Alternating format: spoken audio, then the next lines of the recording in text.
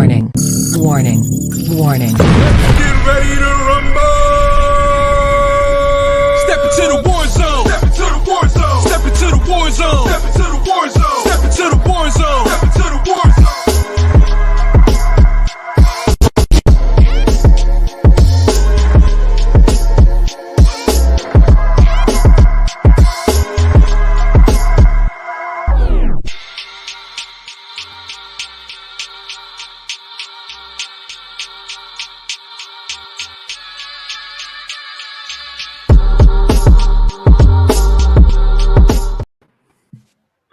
What's going on, everybody? What is going on? What is going on? Shout out RC Productions for that fire beat. I love it. Game 6, little Renee action and up top here. Get me pumped up for this game. I want people throwing their predictions for tonight. We got Hoove TV already splashing around in the comments. No. You said it wrong. You said it wrong. It's your boy, Hoove. That's how you got to say it, Tony. Joe Morley. Joe Morley back with us after a little hiatus. How you doing, Joe? Refreshed, ready to go. Had fun in Vegas. Now I'm ready to watch the Suns dominate tonight and take down the Clippers. Okay. All right. I want to hear some more. I want to hear some more predictions before I give out my prediction for this evening's game. Blow up that chat, people. Who you got in tonight's game? I want to give the first one here for you, Tony. I'll kick things off with a Mac Daddy prediction for you. Okay. Big night, because he didn't have a big night the other night.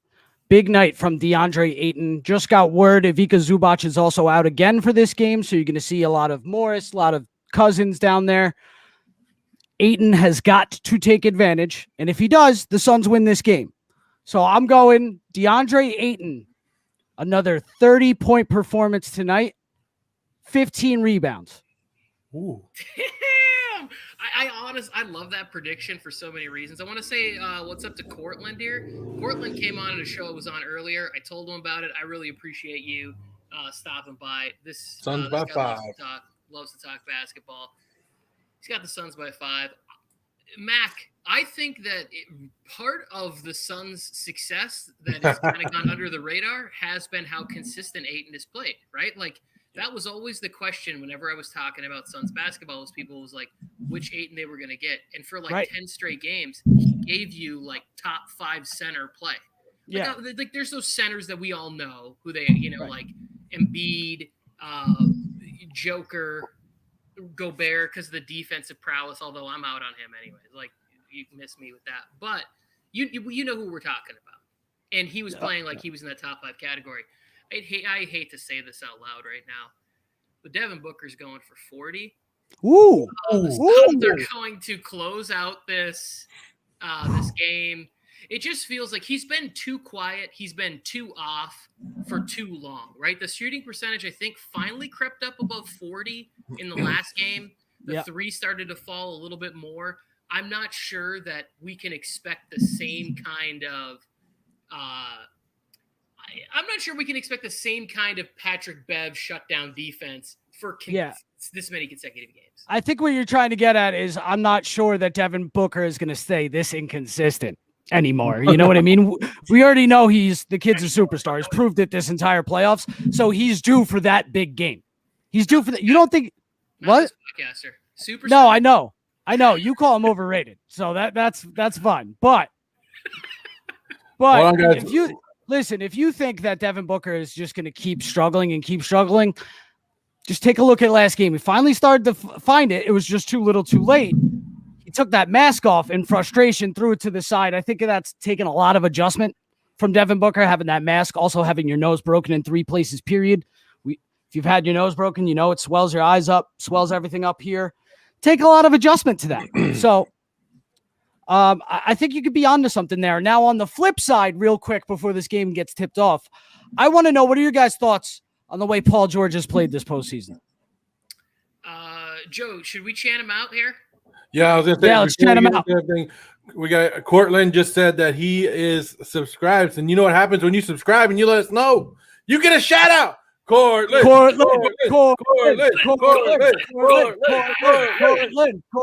Woo! Woo! Thank you, Cortland.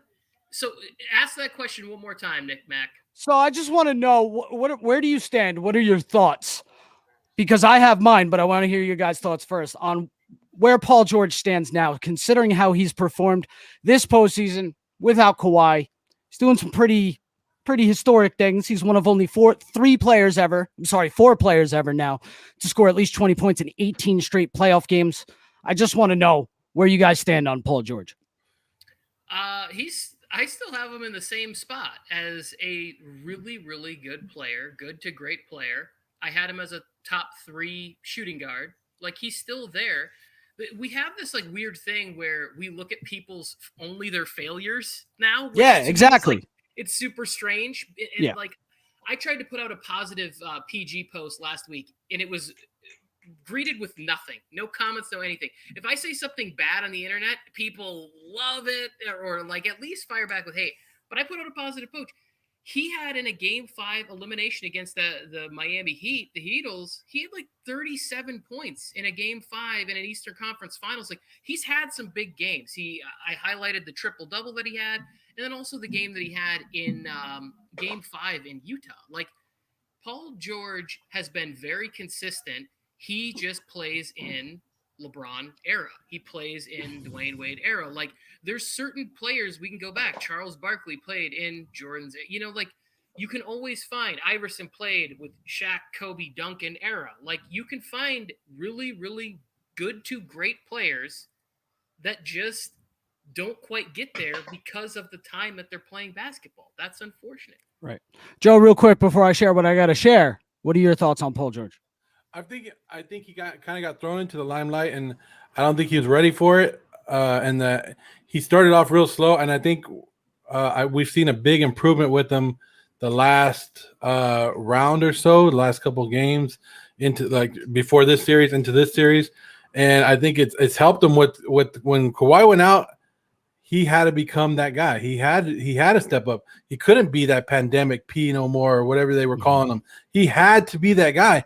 And you've seen a lot of growth in him, and I think it's for the better. And now people are starting to give him the respect that he deserves. And I like it. And the last game alone, 41 points. I mean, come on.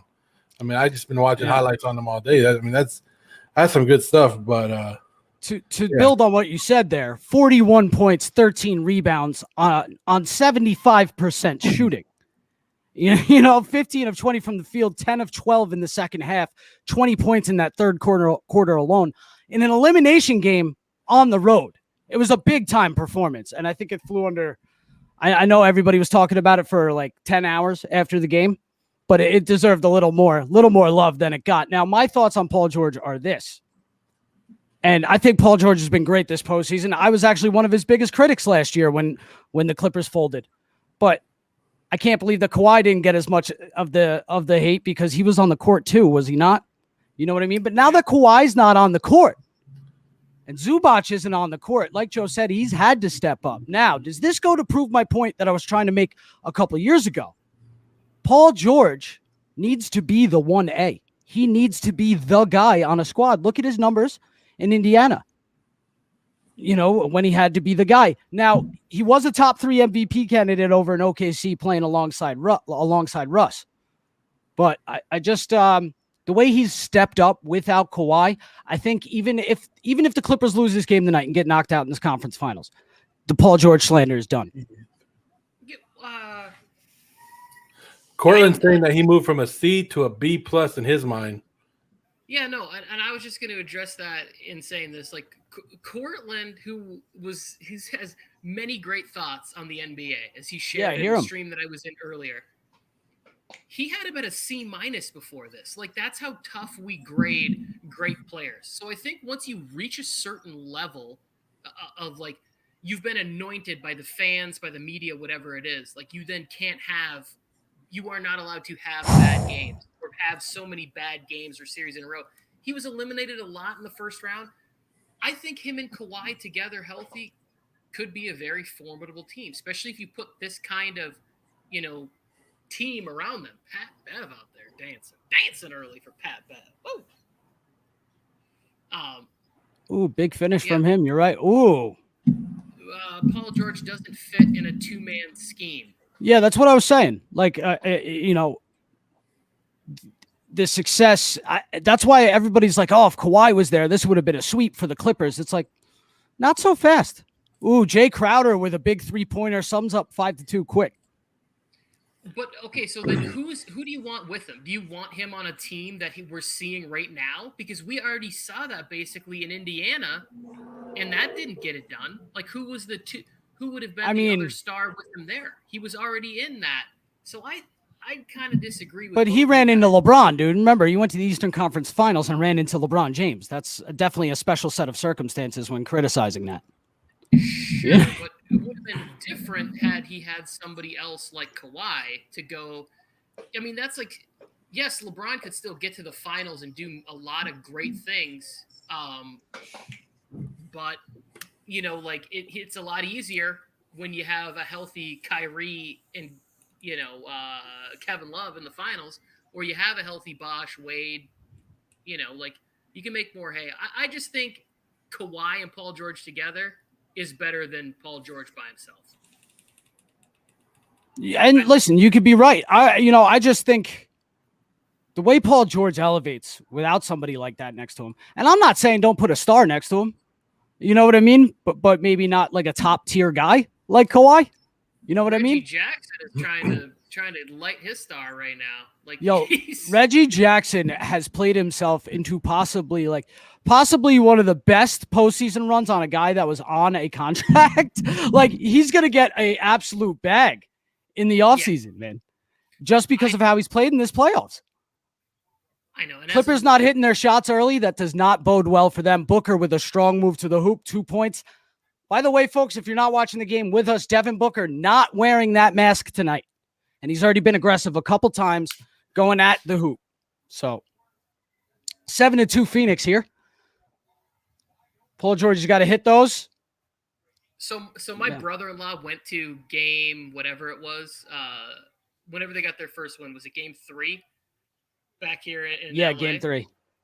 And he was like, it is real light. Like, he FaceTimed me from the stands because he was way up top, and he was like, it's real light in here. He was like, this is whatever you can see. They're trying to do everything they can to make it look like it's a packed house, and the stadium is rocking.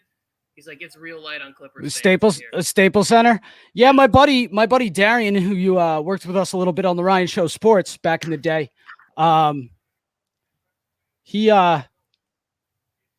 He goes to every Clippers home game, and Paul George, strong move. He tries to make it look like it's packed as well, but they do their best to make it look packed. You're right, absolutely. Let me catch up on some of these comments here. Okay, B+ usually average. PG isn't. I messed up. PG isn't average in defense or average. Yeah, I would agree with that, and that's why one of the reasons why I had PG so high when I was ranking my shooting guards was because his ability on the defensive end. Yeah, he's a two-way player. Let's not get it twisted. You know what I mean? And again, in Oklahoma City, the year before he was traded to the Clippers, he was top 3 in MVP voting. I don't love the matchup of Morris on Ayton. Well, look, if he can keep holding Ayton to these short hook shots and jump shots, but Ayton has hit another one, 9-6 Phoenix. I'm a little behind you here, Tony Tucker. Pat Bev for 3. Wow. Clippers lose the game. Do you guys believe that? Say it again. If Phoenix opens up to a 10-point lead, do the Clippers lose the game? I don't agree with that because I've seen the Clippers. Ooh, CP3 with a big 3-pointer. I don't agree with that because I've seen the Clippers come back from huge deficits more than once this postseason. If it was any other team that Phoenix was playing besides the Clippers, I'd be like, yeah, sure. But no, not a chance. Well, yeah. Also, I mean, we've seen some really historic comebacks in these playoffs. Like obviously, I don't have the list off the top of my head of all-time playoff comebacks, but we saw what was it? The Hawks come back from 25 or 27 down. We saw in the last round we saw the Jazz, who I was cheering for to beat the Clippers. They lost a 25-point lead. like we've seen these teams in the way that they jack up the three, they can erase anything. Right. I can't wait for them CP3 to from get three rid of some of again. these Wow. When Chris Paul is hitting those top of the key threes or he's hitting his 3-pointers, it's going to be a long night for whoever's on the other side. Like, but what is Bam. this, like, the kick out stuff? Like, do you think that's going to be part of the stuff they're going to change? Like in the offensive rules when they're going to relook at it, like the offensive fouls, like when a shooter kicks out their legs, like what is that? That's part of it. Yeah, because that's not a basketball move. No. Listen, when they're giving people flagrants for quote unquote unnecessary contact to the head, you got to also take a look at unnecessary actions to draw a foul. That is in no way, shape, or form. Look, the perfect form on a jump shot, you're going straight up and down. You're not kicking your leg out to try to make contact with the defender. If you're strictly trying to hit the shot, right? Yeah. So, I mean, when it's an unnatural basketball motion, I see the reason to change the rule. I mean, the stuff that you see Trae Young, Harden, and all those guys do, literally change their entire shot to try to draw the foul. And they shoot balls like this. They're like, yeah, like you're not getting rid of a dead body. You're shooting a basketball. Yeah, exactly. You square up to the basket, lock that elbow in, and let's get that form going. And they look like they're just. It's crazy. What was this? The comment that Joe had up on the screen. The reason I say that because of the consistency of Ayton and pending on the pending explosion of Devin Booker. Yeah, obviously, if those two guys are both cooking, then the Suns are in for a good night because we know that CP3 is just going to find ways to get and work in and get his little mid-range going, get his little jump, elbow shots going. Yeah, and I don't know if you were watching. They said the Clippers don't have consistent option outside of Paul George, and the people will say Reggie Jackson or Morris, but I say no, is what Cortland's saying. Look, I don't know if you were watching last week or last couple games, Tony, because you missed on Monday when they had Game 5, and I was telling people, I said I think the Suns came out a little overconfident, thinking that it was just going to come to them. They were just going to run through the Clippers. Clippers had their backs to the wall. The Game 5 was more on the Clippers than on the Suns. This one is now the Suns. The Suns have to take this game because you don't want to go to Game 7, and because you go to Game 7, you're more likely going to lose it, right? The Suns are going to come out, and I said the Suns are going to blow the Clippers out today, and people are like, well, nobody's blown the Clippers out all postseason. Well, I think today's the day. I think today's the day that the Suns come out here and they close it out. They're already dropping them. The Clippers aren't making like on Monday. I think Flojo came out. He said the Clippers can't miss. They can't miss. They were every basket they shot up was going in. They're missing them early. Phoenix looks like they're passing the ball around, moving the ball around a little bit more, and not relying on one person, two people to try to win it all. They're more relaxed. They're ready to go, and they're going to take this. I think the lack of playoff experience showed last game for the Phoenix Suns, and that was the first time we've seen it, more than likely. But I think because you got ready, you were thinking NBA Finals. Well, one game away from the NBA Finals, and you want to come out and of course, you want to make a big statement. And I think it hit them a little bit. It hit them a little bit, and I think they reloaded yesterday, and they're going to come back, and it's 15-9 right now, 6-point lead. But I think we got a blowout on our hands, Tony. Well, they were also have been playing like pretty, easy without any pushback for a couple weeks now. Because as soon as AD went down, the Lakers had no push. There was no like real fight from Denver, and this is the first series where they've actually gotten some pushback. And then you get it seemed like a break with no Kawhi.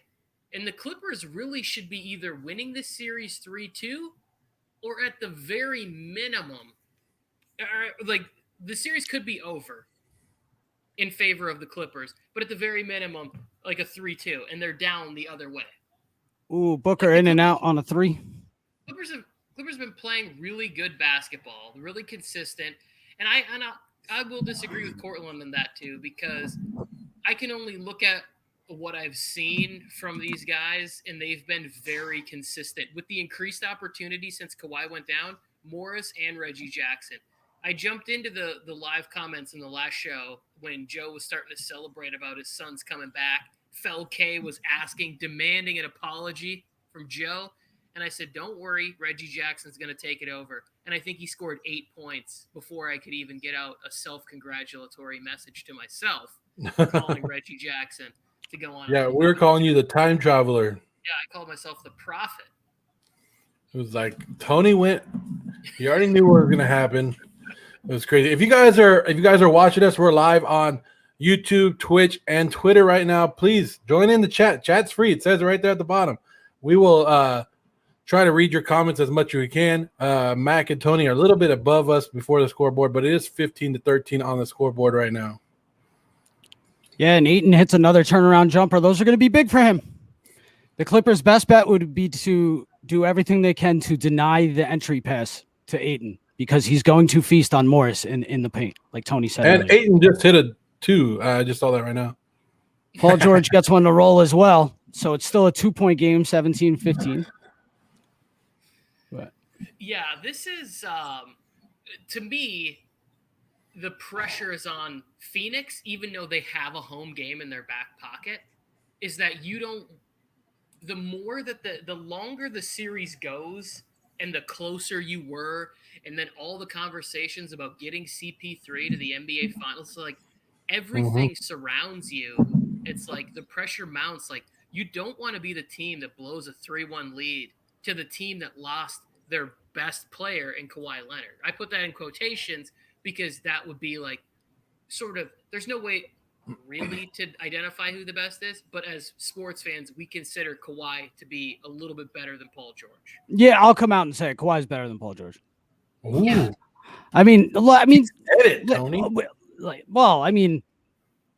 Talk about a 2-time Finals MVP. You know what I mean? Like, Yeah, no, I'm with you. I would prefer to have Kawhi Leonard too. I'm just saying that like there's no like definitive like Right. This guy is better. Like if somebody came to me and said, "Hey, I want to make a case for Paul George," I wouldn't like run him and laugh him out of the gym because I'm the kind of guy who when for the past couple of years people have been talking to me about Kawhi Leonard as the next Michael Jordan, and I was like, please stop relax. saying that. Let's loud. relax.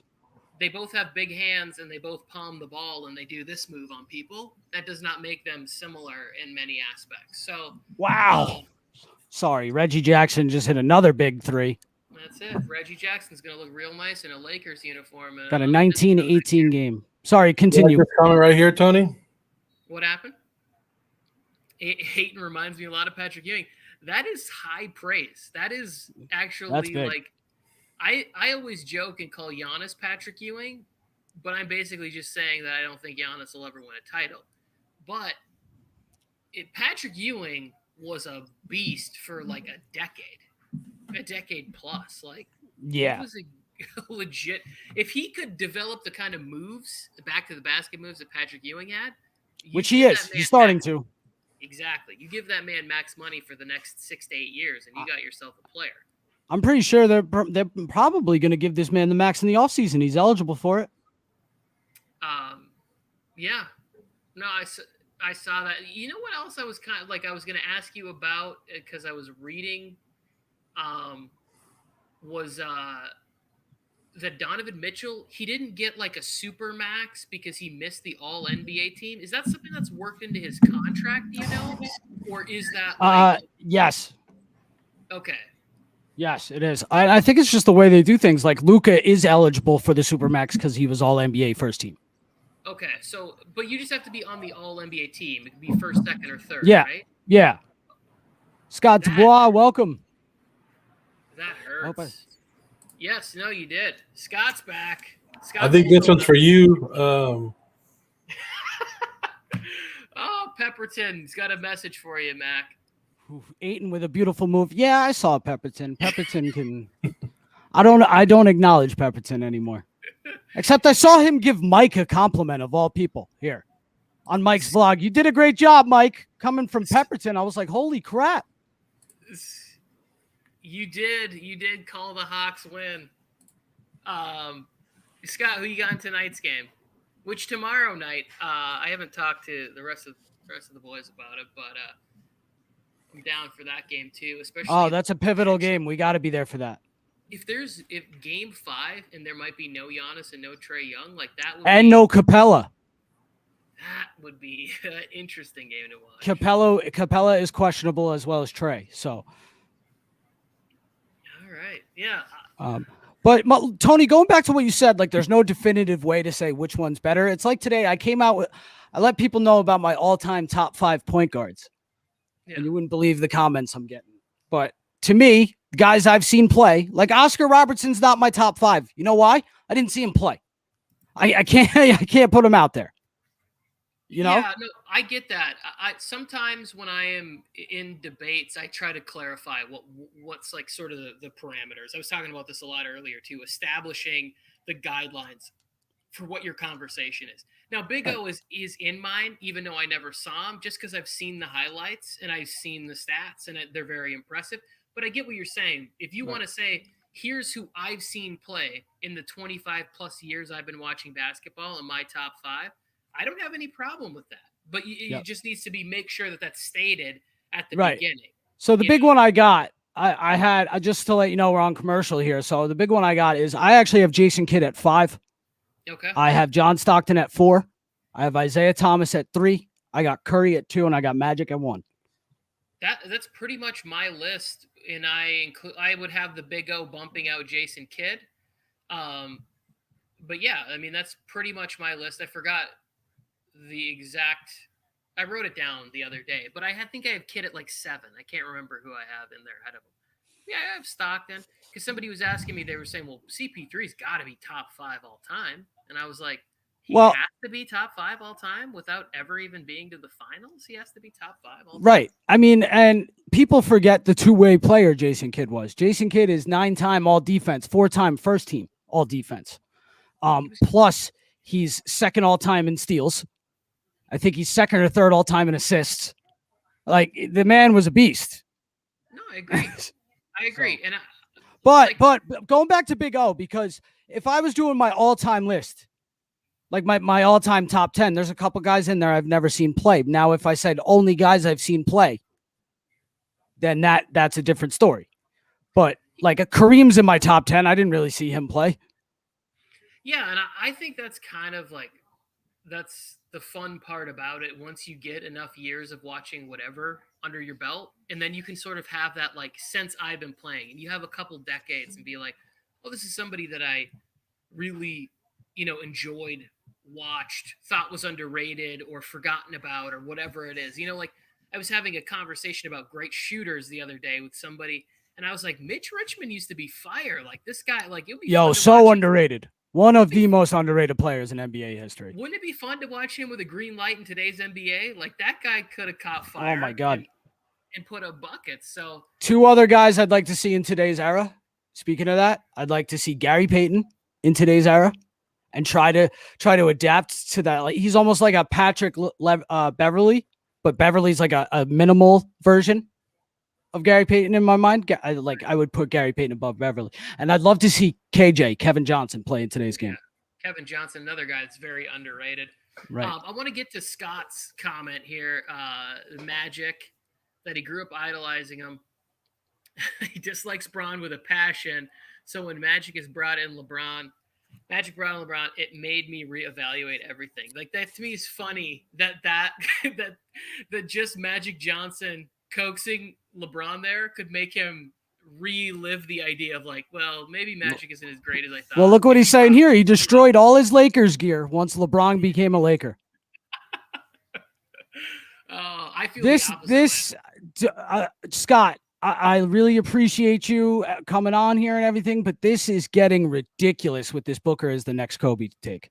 I love Devin Booker. Me and Tony Tucker have gone back and forth for months about the next. I already told Scott that I don't believe this. That's the most ridiculous thing I've ever heard. He's 2 inches shorter and he doesn't play any defense. Like, what are you guys talking about? Like, yeah, he's not as athletic as Kobe. Like, I just don't see it.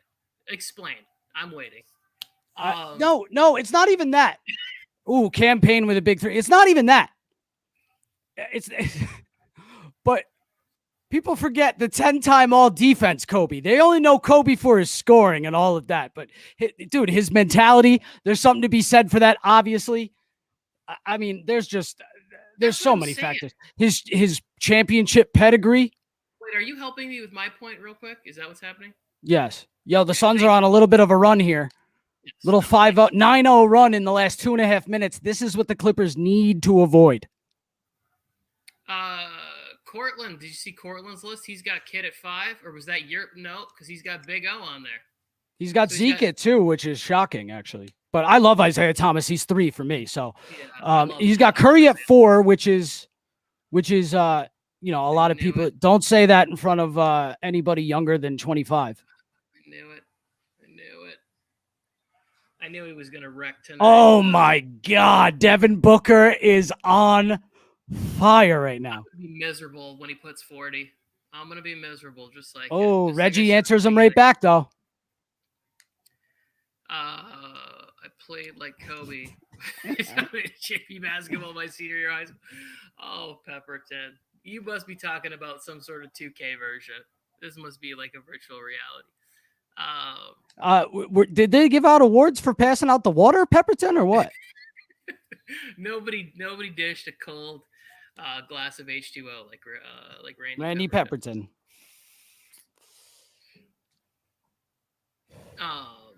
Wow. I grew up with Mike, man. I don't know. I can't say that Donovan Mitchell is better than. Wait, what does it say? I posted That- after you lost that Mitchell is the greatest player I've ever watched. Hang on a second. Tony, you got to go first, but I got to feed off you on this one. Hang on. Wait, what? Donovan Mitchell? Aside from Jordan? Okay.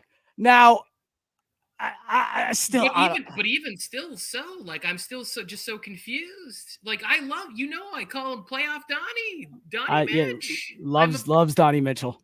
I Loves feel his like Donnie I'm Mitchell. like a PR agent for underrepresented players like Chris Middleton, Donovan Mitchell. Like if you play in an area where nobody likes you, I feel like it's my need to get out and represent you. Boogie Cousins with a buzzer beater 3. I don't mean to interrupt, but that's 2 threes for Boogie. Yo, Boogie Cousins this entire series comes on the floor, immediate impact, and like big impact. If his stamina was any kind of, if you had 1 through 5 stars, it'd be a half a star for Boogie Cousins' stamina. But if he could stay on the floor. But he's at that point in his career where I don't care how good a shape he's in. He's not giving you more than like 15 effective minutes a night. Like it's just not, after all the surgeries and everything that's going on, like if you can get 15 solid minutes. Donovan Mitchell isn't even better than a 100% James Harden. So we need to address that. Like I feel like it's hard. Prime James Harden, Houston MVP James Harden. You're going to tell me Donovan Mitchell's better than that right now? I don't even, like I said, I did my top 3 shooting guards, and I was like, you can flip Kyrie or James however you want it, and then after that, I'm going with PG. Like I love Donovan Mitchell. Like I really do. I think he's in my top 25. I go some version of Tatum, Luka, and Mitchell, right? Whenever I do, like, who's my favorites under 25, it's some version of those 3. Yeah. I'm a little bigger on Zion than some people. If Zion could get a jump shot, like a consistent mid-range, maybe even an outside shot that he takes every once in a while. I'm not asking him to do the Giannis thing, like experiment with the 3-point shot in big moments. But you know what I mean? If he gets a mid-range or an outside jumper, he's going to be. Well, here's something I want to talk to you about, Mac, because I've been realizing this. A lot of people, like, if you're ranking just right now, to me, Zion is not in my top 5 of under 25. Now, if you ask me, will he be? I feel like people are trying to protect the idea that somebody might consider them a hater on their opinion. So they'll be like, oh, Zion is like, he's in my top 5 because I believe that someday he'll be this thing. And they don't want anybody to ever like view them as like a hater on him. I'm just saying right now, his game is all inside, which is great. But we're playing in a league with all the ability to shoot the 3 and high percentage free throws are the people that are most effective, the people getting assists. Like, and Zion is getting like less than 7 rebounds a game, and all I ever hear is about his jumping ability. Like, yeah. I will say, I got to give a little bit Not a lot of it, because Zion can change the way he plays anytime he wants. He's the one on the court. However, I got to give a little bit of shit to Stan Van Gundy on that one for using this guy at that point forward kind of hybrid position that they've introduced, especially in the last few years. It's taken more prevalent. He's not ready for that position yet. Let's use him as a 4 and even a 3 right now until he adjusts to being a big man. And then you can work on that other stuff. Work on it in practice, work on it when you're looking at game film, all those kinds of things. But in the game right away like that in his second season, you need to give him a minute with that point forward stuff. Ooh, there's a couple comments that came in here. I know they're hot. We got a hot fire coming in right now. He says James Harden isn't even hot, isn't even human. The man somehow gained weight and was still able to blow up the court. Zion is cool. I love the enthusiasm when he first came into the league. Yeah, I really feel like the league is trying to push us towards him. Yeah, well, listen, I'm a Duke fan, and I watched Zion all the way through high school. So, I've been following him for a while, and he would be one of my favorite players, except I just have so many more favorite players than Zion. But, 27, 7, and 4, let's say 4, if you round it up, for this past season. I mean, the scoring is up night and day. The field goal percentage was absurd this season. He finished at 61%. I know he gets a lot of his stuff around the rim. But look, a Boogie Cousins foul, kicks his leg out and gets the call on Saric. Yeah. That's the stuff that needs to stop, Tony. I think they called him for a slap on the arm, but you still can't just throw your legs out into a defender who's standing still and get a foul. If that's what he called, it's garbage. I mean, and is that really worth it to throw off your jump shot rhythm? Or does it help it because you get to the free throw line and that helps your rhythm? If you can splash from the free throw line, take advantage of it. If the rule's there, I don't have any problem with these guys taking advantage of it. I want the league to adjust to the rule. It'd be stupid for James Harden to not want to get to the free throw line 15 times a game when he shoots 90+%. For those of you not watching the TV and only watching our beautiful faces, the graphic just came up for Game 5 of the Milwaukee versus the Hawks series. And it was Middleton versus John Collins. And it's just so sad. It's just so sad that it's not Giannis versus Trey, though. Oh, man, that's the Tony Tucker dream basketball game right there. Those are my 2 favorite players in that series. I picked up John Collins in fantasy basketball this year, and I was like, oh, this guy's really good. And then I started watching more of his games, and I'm like, oh, shit, this guy's going to be a player. I like John Collins. I like John Collins a lot. He's a free agent this offseason. I'm curious as to how old Cortland is, because he just said Zion is a more mobile Kemp. Sean Kemp was one of the most athletic, freakish athletes I have ever watched play basketball. Him and Dominique Williams. Dominique Wilkins? Dominique Wilkins. When they jump, is there a spring in there? It doesn't make sense. Yeah, dude. It was, and Vince Carter was just like that too. Yes. Oh my God. These ticky-tack fouls in the playoffs, man. Tony, you grew up the same era I did. The playoffs, it used to mean you're going to let these guys play. You're going to let these guys get physical. And now it's a slap on your pinky finger gets you 2 foul shots. Well, yeah, they're definitely ruling more in favor of the offense, how you are allowed to sort of have your defender and keep them in front of you. I miss those kind of rules because it allowed for them to get a little more physical. And now some of the stuff that they kind of have to referee, well, was it as bad as the last time down the floor? They're kind of gauging it against what they how they called last time or how the other guy called it. It's it's kind of weird when I'm watching. Look at this. Is that a foul? Is it really a foul? Boogie Cousins, 10 points in 4 minutes. He's been doing that. He's done, what's that, the 3rd game he's had like this? I know. It's just unbelievable. The other day, he had 15 points in 11 minutes. He was just absolutely killing it. I mean, the guy just makes an immediate impact. Again, his stamina is just not great. Saric for another 3. Nails it. Saric 2 for 2 from downtown. We got an 8-point lead for Phoenix. These are the runs that the Clippers have to withstand. The Suns are shooting 7 of 9 from 3, while the Clippers are 5 of 13. Yeah, that's really what it's going to take. But it's also like if Booker's going to keep playing like he did in the first quarter, all right. It's going to be George is folding right now, man. George is folding. Another bad turnover. He's not hitting all of his shots right now. I mean, he's just he needs to step it up, or we're going to hear it, man. And I hate it. Listen, I don't know how many people are in here right now, but you need to listen to me. The Paul George slander is already done. They lose this. He did everything he possibly could. Let's just relax. If he has one bad game, I don't want to hear the recency bias, man. Campaign with a huge drive, 10-point lead for the Suns. I love that. I love to see that, Scott. That's awesome. Cortland, I do hear what you're saying too. I'm just seeing that comment. That's amazing. Yeah. I do. I hear what you're saying. I get what you're saying.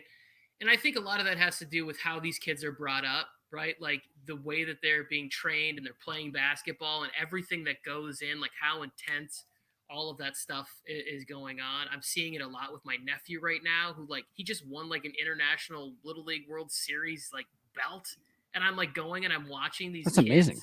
Yeah. He's 10 years old and it's like this super intense tournament. I was like, the training these kids are doing for 9 and 10-year-old baseball, you could have never got me to focus on that. But yeah, I do see what you're saying about Zion's ability to handle. Yeah, you know, I argued with my friend vehemently before Zion got into the league. He didn't really watch him like I watched him. Like I said, I watched him in high school. I watched him in college. And he tried to convince me that Zion Williamson was going to end up being as bad or worse than Anthony Bennett. Oh, wow. That's a horrible take. Horrible take, because he's already better than Anthony Bennett ever was. Like the minute he stepped on the floor. Yeah, in high school. Listen, Joe, the Suns brought the energy tonight. They do not want to go back home to Phoenix. I think they want to rub it in with the Clippers. They want to celebrate at the Staples Center tonight. I think they will. That was part of the theory for my pick of the Suns tonight too. Was like, I think they kind of want to get this win in Staples Center for CP3, who spent so many years helping rebuild the Clippers into a winning basketball team and never got to experience winning on this court. So I could definitely see a little extra motivation. But the Suns are also just like, they're a really well put together basketball team. So they should be playing like this. Forgive me, guys. I have to cool off every few minutes. It is triple digits up here in Canada right now. Yes, it's been ridiculously hot. Bro, no offense meant to Paul George or anyone else that has mental issues. But Michael Jordan had a father that had gambling issues as well as losing his father and was still a champion. Yeah, and you just remember that. I know that a lot of people have that conspiracy theory that Michael Jordan's gambling got his father killed and he was suspended from the league for participating in gambling, and that's why he went and played baseball. No. He went and played baseball because his father was murdered and he couldn't handle it. Sorry. I think, I don't know. I don't want to get into conspiracies because I don't really have any information. I only engage in that kind of crazy talk when I don't have. The topic came up, so I figured there's a lot of people out there that feel that way. I don't. I'm not one of them. Yeah, no, I think you said everything that I was gonna say. That's why I have no further comment on it. I was like, you're right. I don't know. Played through 100 degrees. Hey, Matt, can you hold down the fort for like 3 minutes? Yeah, Scotty. I could do that. Played through 103-degree temperature. That's right. That's right. And that was literally the only time that Scotty carried Jordan, is when he carried him off the court that night.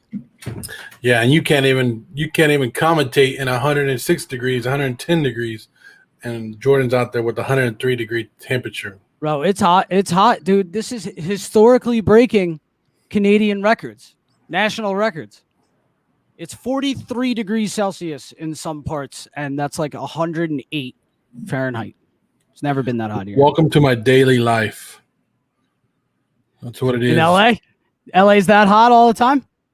Well, I live about 2 hours north of it, so yeah, we always reach like 100, 109, 110. 110. Honestly, we will never know. We will never That's know. true. The facts of that will never come out. You're very right. Like I said, no one will ever come forth about that. But to get back to this game, Marcus Morris. They will start to pull. Cortland, I preached it last game. I preached it at the beginning before the start of this. I said Phoenix was going to blow the Clippers out today. I said it. I don't know if you heard me, Mac. I even made a post about it on Instagram early this morning. I said they're going to blow them out. I said Phoenix was going to come out here and just put it away. Put it away because last game they weren't ready for the Clippers. The Clippers had their back against the wall. Phoenix didn't want to match intensity, and they did. This game, they said, you know what? We're done with you, Phoenix. We're done with you, Clippers. We're done. Here we go. You know, I think you might be onto something here, but also, like I said at the beginning, if it was anybody but the Clippers, I would agree with you guys 100%. Like, that once they get up big, it's over with. You know, you're worried about Tyronn Lue making the adjustments because he always does. He's the best coach. He's one of the best coaches in the NBA. If Popovich wasn't there, I would put Ty Lue 1 or 2. So Kobe, Michael, Dirk, and many others played through broken bones, sicknesses, and personal grief. Everyone is different. For example, before this, I was stationed overseas. Some of us thrived under pressure. Some of us crumbled and had to go home. Everyone's different, including PG-13. And that did not make the money that today. Back then, they didn't make the money that the players make today. Yeah, that's for sure. Absolutely. Go ask Scottie Pippen about the contract decision he had to make and how much he regrets that. If you watch The Last Dance, you know what I'm talking about. If you grew up in that era, you know what I'm talking about. But back to the adjustments, man. Ty Lue, one of the best coaches in the NBA, and we've seen it time and time again. When his back is against the wall, he is at his best under pressure. Is that enough to overcome that tonight? I don't know. Yeah. DeAndre Ayton got off to a great start here. Saric has been doing good when he's off the floor. DeAndre Ayton, by the way, he's shooting 70% this playoffs. It would be the highest field goal percentage for any player since 1955. Can't allow the Clippers to play from the front. When the LA starts to scramble and have to chuck up shots, they get sloppy. Do you agree with that? They can, but they can also find their rhythm, and we've seen that. Yeah, I saw that, Scott. But we've seen that can be the time that they also find their rhythm. Yeah, when you just start throwing anchored by guys with that hit their consistent shots. Reggie Jackson, even Marcus Morris a little bit as he's starting to get going here in this one. Nick Batum hitting big shots down the stretch. Terrence Mann, we've seen him step up. So remember when Utah had that huge lead and it was Terrence Mann who came out and just smoked everybody. But again, Reggie Jackson hitting his shots. There's been a lot that they're a great complete team. So Pippen also stated that Michael Jordan only told Steve Kerr he was passing him the ball because it was on TV. Oh, my God. You know why Pippen drew up that play for Steve Kerr? I said this in my live Into the Crosshairs last night. But Pippen drew up that play for Steve Kerr. For Tony Kukoc. Because Scottie Pippen had 4 chances to pull the Bulls ahead or take the lead at the end of that game. What did he do? He hit 2 off the side of the backboard, 1 air ball, and 1 that went in and out. So Phil Jackson drew up that play because Tony Kukoc was a pretty good shooter, and the other team was probably looking for the ball to go to Michael or Scottie. So, come on. And Tony, we're having a different conversation, but Kukoc hit the shot. Yeah, he made the shot. What are we even talking about? Dude has been elite in the playoffs. He's been legit since his days at Arizona. Ayton is the future of Phoenix. The future of Phoenix. See what Mike on the mic says. He says, y'all can't judge people or criticize PG-13 for speaking out about his mental state. You don't know what's going on. That's how you leave people who need help to handle something you can't handle alone. I'm guessing. Couldn't agree more, Mike. Very well said. Paul George has come out and talked about his mental issues. It's the same thing as anybody else that has. Like, you can't judge what they're going through. Dak Prescott, Dak got consistently criticized. Like, Skip Bayless fully called that man out for talking about his suicidal thoughts. And it's like, I will never. I've been there myself. I will never judge another person for what they say they're going through or whatever the case may be. And Scott said Kukoc was fire. Scotty didn't like Tony Kukoc because Jerry Krause was looking at Tony Kukoc to maybe come in and replace Scotty due to their contract disputes. So there's other stuff there too. Scotty was he was bitter. Yeah, and I think Scotty's still going through a lot of stuff, and I understand he wants his praise. He wants to be glorified. He is a champion just along. He has the same championship that rings that everybody else has, and he wants to be. People always talk about him as a second guy, and you know what? If that Bulls team was around today, I would think that Scottie Pippen would have a lot more respect. Not saying that he doesn't have respect that he has right now, like people respect him, but you see how it is. You see how like Paul George and Kawhi are playing on the same team, and people look at him. They all know Kawhi is a little bit better, but they look at him as 1 and 1A, where Scottie might have been like that nowadays. Absolutely. Yeah, no, Pippen was never he had his chance when Jordan retired for those couple of years, but if I remember correctly, Scottie Pippen didn't win a championship while Jordan was gone. See, Tony leaves, and that 10-point lead disappeared. Now it's only 3-point lead, 48-45, 6 minutes left in the second quarter. Yeah, they're reviewing another play for a flagrant. This wasn't a flagrant. Can we stop with this? Look, what Pat Beverly did to CP3 the other night was not a flagrant. Like, this is not a flagrant foul. Absolutely crazy. I think Pat Beverly, I don't know. I kind of like when players like step up and if they call this a flagrant foul, this is absolutely absurd. But I don't know. Oh, he might have slapped him across the knee, but that shouldn't have made him trip. No way. Let's see right here. Did they just call it a flagrant too? Did they just kick him out? Wow. No. I swear to God, I'll turn the game off right now if they just kicked him out for this. Yep. Did they just kick him out for this? Phoenix already in the penalty with 6:15 remaining, so that's why the 2 shots. You've got to be kidding me. So Batum will take the 2 free Mac, throws. I don't think it was a flagrant 2. I think he was saying 2 shots. Oh, okay. My sound's off. All right. If they Yeah, called a flagrant 2 on that, I was about to get up and leave. I'm going to leave my house and walk out in triple digits. But that's not okay. That's not even a flagrant 1 though. Yes, we talked about this, like, and how angry I was about the Joker flagrant. They got him ended his MVP season.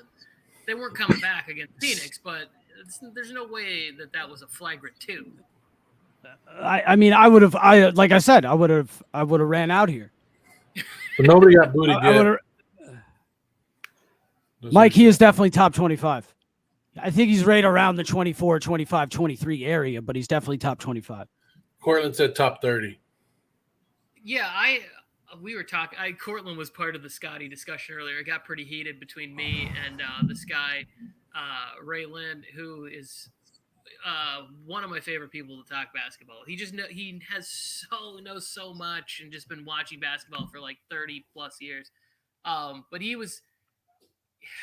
we were going back and forth. And my thing with Scottie Pippen is always the same thing, is that when Michael left, nobody stepped in to the Scotty role and allowed Scotty to fully consume the Michael Jordan role.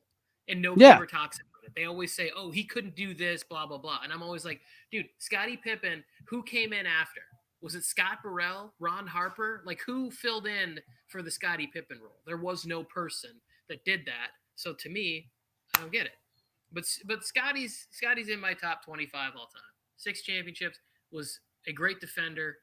Yeah. No, I'm there with you. He's in my top 25. I'm never going to discredit the two-way player he is.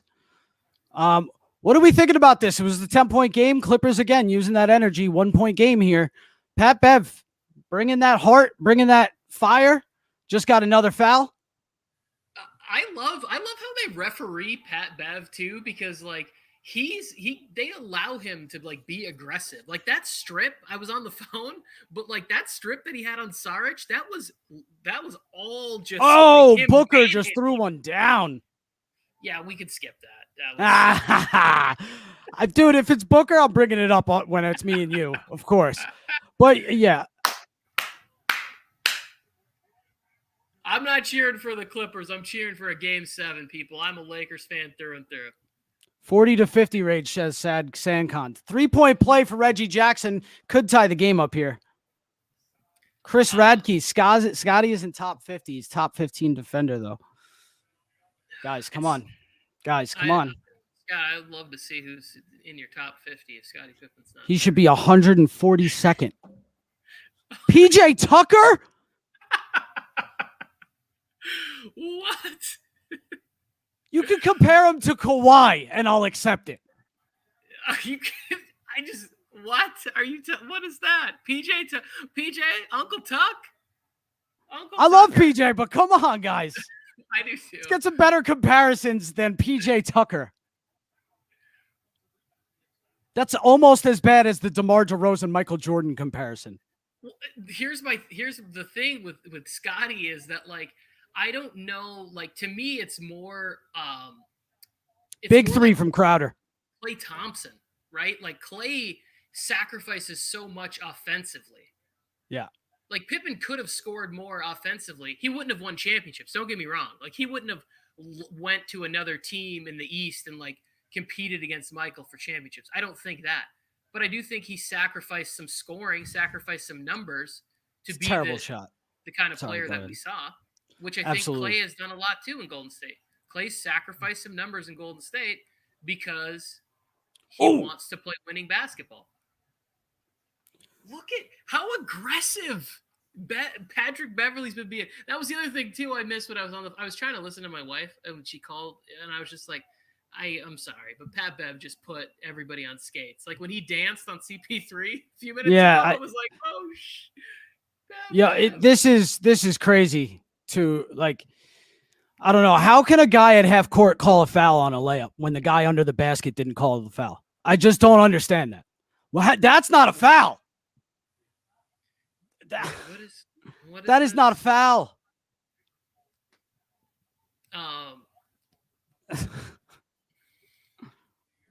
Listen, I know I'm rooting for the Suns. I will be unbiased here. That's not a foul. I don't know if you're watching the replay. I didn't see the replay, but I thought it was pretty straight up and down. Who was it? Torrey Craig or whoever? Yeah. Crowder. Somebody made the challenge. It looked pretty straight up and down. And I just want to make a comment about Patrick Beverley and Ivica Zubac this series. They've both had a huge impact against the Suns this series. And I will say this about Luka Doncic. He made both of those guys unplayable. They were benched and never saw the court again. Well, yeah. Booker with an N1 mid-range jumper for you, Tony Tucker. Yeah, I caught. But like that just goes to show you how much things change from series to series. Matchups are crucial and critical. Injuries are crucial and critical. You know, yeah, and to adjustments, schemes, everything. To throw some love Ty Lue's way, like he realized it. Down 0-2, and now we're going back to Dallas, and he made adjustments. He did moves. It was like I always talk about the brother-in-law. He was so happy when Doc Rivers was fired. He said, we can finally get a coach for the Clippers that I can cheer for and that I think will make good adjustments. That was the first thing he said in the text message when they fired Doc Rivers last year. I'm not going to stand for this comment, Scott. Did you just try to tell me that Latrell Sprewell was better than Scottie Pippen? We need to talk. We need to talk about this. I couldn't take it. He had a comment, too, about Penny Hardaway, and I was like, what the? Well, listen, Penny, Jordan was Pippen's. Hold on. Booker misses a jumper, but Penny could have been there. Listen, I'm with you. I'm a Jordan fan. Jordan is my GOAT. Let's just get that out of the way. Like, I am a Jordan fan, but I'm not going to discredit the player Scottie Pippen was. Yeah, I think there's room for both of them to get love. The Clippers struggle on these out-of-bounds plays. Like, protect the basket for crying out loud. Did you not learn anything from Ayton dunking on you? Guys, we have 24 more subscribers until we hit 900. We are popping. Let's go. Share this stream out. We appreciate every single one of you. This is not the only thing we do. I have an NBA show every Tuesday night. Tony Tucker goes live on here at least 3 times a week. Friday Night Wars with Joe Morley and Mike on the mic. Monday, welcome to the War Zone on Monday nights with Mike on the mic and Joe Morley. Sorry, Booker put. Oh my God, Torrey Craig just flew over the entire team. Anyway, yes, I am a Jordan fan. Jordan is the GOAT. I get that. All right, we could sit here and say, oh, Len Bias was supposed to be better than Jordan, but he didn't even play a freaking NBA game. What are we talking about here? The injuries happened. I can't go back and say, what if the injuries didn't happen? The injuries happened. Anyway, to keep going. No, I'm with you. I'm with you on the injuries. That's the one thing I always say about, like, Tracy McGrady, one of my favorite players ever to watch play basketball. The injuries got him. Yeah, that and jinxing himself. He stole greatness from us. Like, he would have been tremendous, but the injuries got him. But I gotta keep plugging the War Zone here. Every Monday night, you got Welcome to the War Zone with Mike on the mic and Joe Morley as well. We got a new MMA boxing fighting show with Talk Smack with Mac. We got Sports Force every Wednesday with Brian Bolster and Joe Skirto. This is the place to be for all your sports coverage. So hit that subscribe button, share with your friends, share with people you hate if you don't like what we're saying, because either way, we're going to make somebody feel something here on the Warzone Sports Network. Share it out. Let's go. Yes, I love it. You did plug that way better than I ever could have. I have a question that I was thinking about today. Is there a player that you wish would have left and, like, joined like a super team? Like, I was thinking, Scott. like, how much fun would it have been to see Vince Carter, like, go join forces with somebody? And, like, you know, I know it sucks he would have left Toronto or whatever, but, like, to me, he's like the one guy that I was like, man, wouldn't it have just been the best thing ever to watch him play meaningful basketball with, like, other superstars? Oh my God. Relax. I'm not trying to sit up here and say Scottie Pippen was like, he's in my top 10 all time. I'm just saying, show the man a little respect. Christ. I love that we're on the side of things where Scottie Pippen is not the reason. I love that we're on this side of things. I do like that. I like that, Chris. I should have thought about him too. What? That I wished moved earlier in their career? Yeah, that they would have went and joined like a super. You know how we see this, like, because Iverson's great for that. Yeah, with me thinking about Dame, I was like, man, I really want Dame to get out of Portland and go play with somebody else. You know, like, go to Denver and play with the Joker. Like, go play with somebody where you could be playing meaningful basketball in NBA Finals and stuff like that. So for somebody in their career, I almost feel like, man, Allen Iverson's like the perfect choice. So I agree with Chris wholeheartedly on that. Ah, man, is there anybody else though? There has to be. Well, yeah, like, I mean, we could go like that's down that same road of other player. You know, like maybe Ray Allen if he would have left a little bit earlier. You know, listen to this one. How about this, Michael Redd? Michael Redd, yes, another Carmelo Anthony. Yeah, Carmelo. I kind of wish he didn't go to New York. Yeah, like what if he would have started his own little super team run? I mean, he tried, and then there was the injury with Stoudemire. Wasn't that the whole thing? Like him and Amari Stoudemire were teaming up in New York. But I almost wish he would have went. You know, this goes back to Derrick Rose. If Derrick Rose didn't get hurt and Melo went to Chicago with Derrick Rose, the Bulls probably would have won a title. Yeah, I mean, there was a. They would have snuck one in there somewhere. They could have beaten one of the LeBron's Cavs teams with Melo, prime Melo and prime Rose uninjured. Hell yeah. Yeah, and that team had some really good role players on it. That was Gibson. I'll always love that picture. Always love that picture. I send this text to my brother. Like, yeah, this one right here. It's a good one. Getting stepped over. Gary Payton, somebody for me. I know he eventually did it like the last year of his career with Miami and got his ring, but I would have loved to see him be the defensive guy on an offensive squad. Like, put Gary Payton on those Knicks teams back in the days instead of John Starks.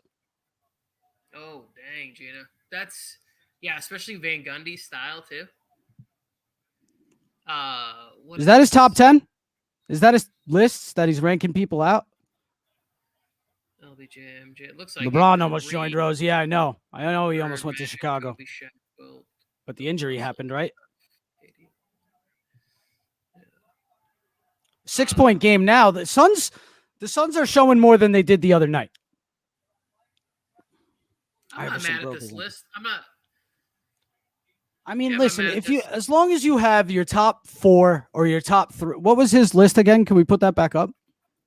It's not like I have Duncan rated higher than some of these players that he has in there. He has Bird over Magic. I personally have Magic at 4, but I have Bird at 5. So all of ours are interchangeable. Your top 5 is right. Duncan is way higher for me. Yeah. James Harden is not that high for me. Gracious. The fight the Clippers are showing. Right. The fight. Are you kidding me? Yeah, Morris is feeling it, and that's dangerous. It's dangerous, like I said at the beginning. Oh, it's not in order. It's just a top 25 list. Oh, okay. It's not in order. I get that. Yeah, I can't see your comments, send whatever. It's all right. Relax. I can't see your comments until somebody throws them up on the screen. Reggie Jackson doing his best Paul George impersonation from the bubble, hitting the side of the backboard. Love that picture. But let's relax on calling Luka the GOAT. We got to relax on that. I'm a Mavs fan. Die hard. Oh, Patrick Beverly from behind. I didn't see it because I was busy laughing at that. He is just, dude, he is that pest. But they're going to review that for a flagrant because he smacked him in the back of the head. Listen, you could have Scotty lower than that. It's all subjective. It depends what your criteria is. Now let's take a look at this slow motion replay. Patrick Beverly comes in. Oh, yeah, elbow across the head. Unnecessary contact for sure. I think it's a flagrant 1. Really? He got the way that just the way they've been calling it. The way they've been calling it. Okay. Personally, I'm not in this is the playoffs, dude. That's a common foul. I know, but he actually blocks the shot before the follow through. Like that's all ball. But his forearm makes contact with his head. After the block. I mean, where's his But also, does he get him with the body too? Yeah. Yeah, dude, he's all over him. He does look like he's trying to get a piggyback ride or something, but he blocks the shot. Like, oh, absolutely. He blocks the shot, but he makes way too much contact with him. Yeah. It's a common foul, in my opinion. I'm good with a foul. I'm not good with a flagrant 1. Yeah, dude, you might see unnecessary contact to the head called, and you might see him kicked out. I'm telling you. That's how it's been going. Like, I love the guy who just sits in the booth and the ref who's like, yeah, I'm the head of officiating and I just wear a suit and I sit in an air conditioned booth and I don't really have to, like be on the line for any of this BS. Yeah. It's not like the guys that are like sweating it, getting yelled at by fans and players all game, and like everybody's going to hate them, send them threats. Can we just take a look at Paul George's supporting cast for a minute here? He's trying to get this done with like Terrence Mann, who before this playoffs, no one really heard of.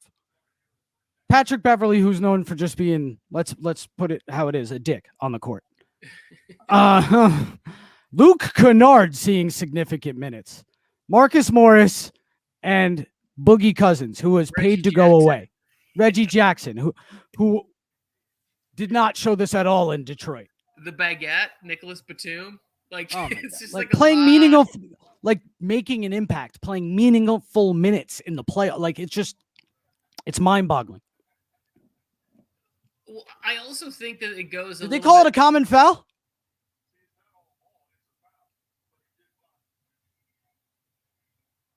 Did they call it a common foul? He's yelling at the refs. It's all ball, Beverly. It was all ball, but your ribs and your elbow made contact with. Yeah, dude. What? I'm glad they didn't. So it's just a common foul. Looks like it. I mean, he didn't shoot any flagrant. Oh, and he misses the first one. 6-point lead, minute 17 left in the second quarter. Like, you know what, Mac? I really wish that Booker wouldn't have done the Lakers so dirty in the first round because I don't like being against him. I really don't. I was wondering why all the Devin Booker animosity this postseason. It started one of two things. Well, one, that Brian Bolster, who had him way too high on a list for me. And then I was like, whoa, slow down for a second. And then there was the Kobe comment. But I like how he chirps back and forth and he talks a little bit. I want to see more of that from him. Yeah, I love the fire. I love the passion. Paul George one-on-one with CP3. He's got to take it to the rack. He's not he's aggressive. in Reggie with the – oh, my God, Reggie. Not feeling it tonight so far. But remember, he did this last game. And then he caught fire again, making some big buckets down the stretch. Every time the Suns looked to make a run, Reggie Jackson and Paul George really stepped it up last game. And right now it's a 6-point game. The Suns are up, though. Best fit for Donovan Mitchell if he left Utah? Ooh, good question. That is a great question. Farm account. Yo, can I get a shout out? Did Farm account sub? Yo, farm account, if you sub, I'll chant farm account right now. I'll donate if I can get a shout out.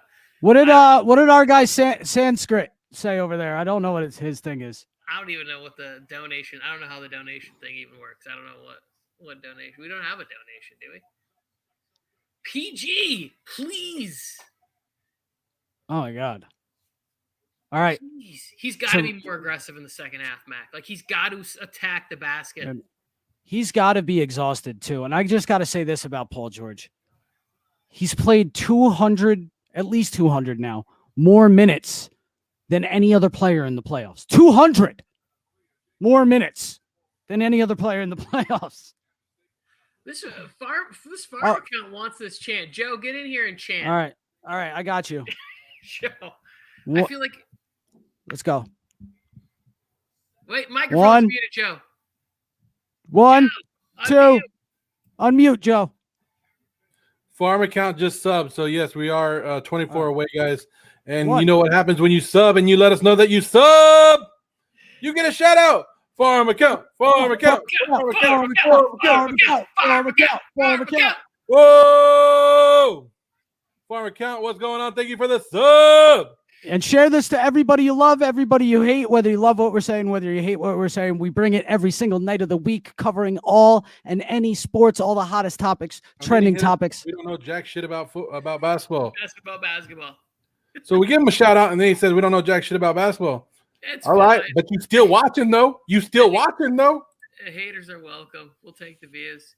Farm account, come on live. Let's debate. What is this right here? It says Mitchell and Golden State. Happy birthday, JD Caruso's mom. JD's mom. JD's mom. JD's mom. She died 2 years ago, but she loved the Suns. Oh. Yeah, the Suns are going to make her proud today. They're going to get a win for her birthday. Get it. Rest in peace.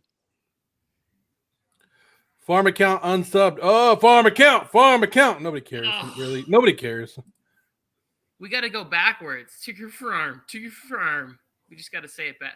We got to take back the chant.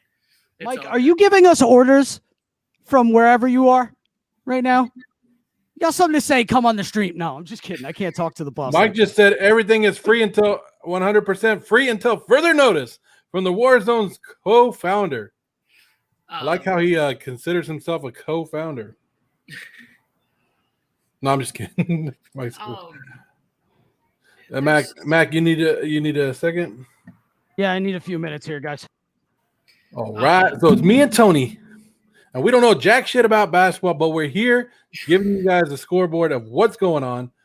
Tony, I know some people are going for a free jersey tonight, so they want to see the stat line. Booker, and I think Paul George is the other one. So Paul George has 6 points, 5 rebounds, 1 assist. I don't think that's looking good on some of those. I think everybody went high on the points on him, right? And then Booker is at 14 points, 2 rebounds, 3 assists right now. Wait. 6 points? Yeah, you've been talking all that good stuff about Paul George, and he has 6 points right now. Points. Oh shit. It's not good. He's got to be more aggressive. He's settling for too many shots. I don't think anybody's going to have those low numbers. Like those are all terrible numbers, especially compared to what he has been putting up. But 6 points, I was like, no, that can't be right. But now that you said that, I can only really remember the one layup, like the one driving bucket that he got going to the hoop early on. What are Devin Booker's numbers? 14 points, 2 rebounds, 3 assists. Garbage. I said he was going to have 40, so I still believe he's got a he's got a big game coming up. Big second half for him, and the game's only 9-point difference at halftime. Yeah, I still it feels like the Suns should be up by 20. Like the Clippers were like hanging around. Jeff, what's going on, Jeff? Fozzie says he's sup. Love the show. Thank you very much, Fozzie. Pat Bev, Melvin Gordon, James White, farm account on Mike's list. That's Mike's list.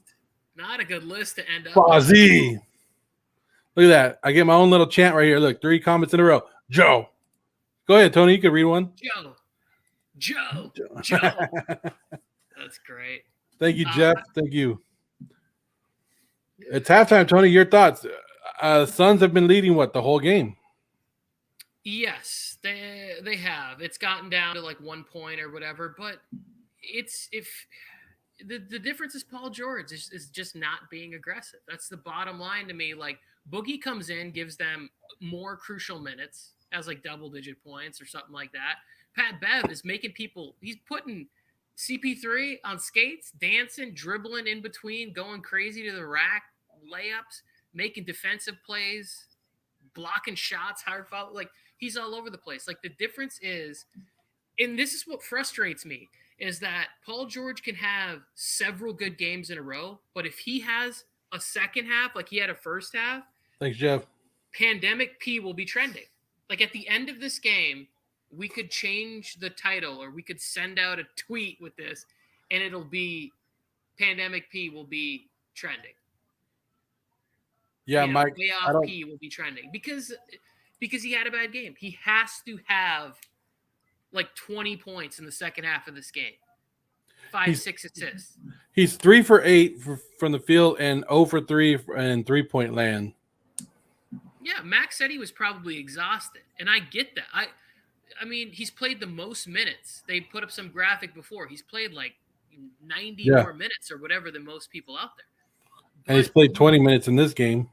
Then you need to get with Ty Lue and say, hey, I need shorter, quicker bursts in my rest or like whatever. I don't even know if whatever's possible. You just got to dig down and get a little bit more out of yourself. But you have to keep going. You have to fail attacking. That's the way I look at it. Like I'd rather have him fail being aggressive than have him fail just settling for fadeaway 3-pointers. Do you think Joe is the best 3-point shooter in the league? This Joe? Joe Morley? Joe Harris? Joe who? I'm pretty damn good at shooting for 3-pointers. Just going to let you know right now, I'm pretty damn good at it. We got to get you to a Drew League event. We got to get you over there. Sign me up. Let me go against the Ball brothers. Be draining them all day. I would love to watch you get heckled by LeVar Ball while you were playing in the Drew League. That would be, I would definitely pay a ton of money for that. Oh, we got it. We got a Joe Mama. I miss Yo Mama jokes. They were great. Joe Mama. Got him. Got him. That's what you're supposed. I think that's what you're supposed to say. Holy shit! Who's your daddy now? Ligma is my daddy. Joe Mama is the biggest 3 in the league. Screw flag football charity Warzone pickup basketball game would be fire. I could fare at that better than I could with flag. I just know with flag football that both my ankles will be broken. Jay, what you know about that Ligma? You got Ligma? We got tons of LA sports content creators.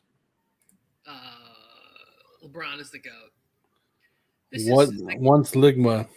This goat stuff is out of control. Yes, sir. This is the best channel out there, guys. Just wait till this is basketball season. We got baseball coming up. We got football coming up. We have weekly shows.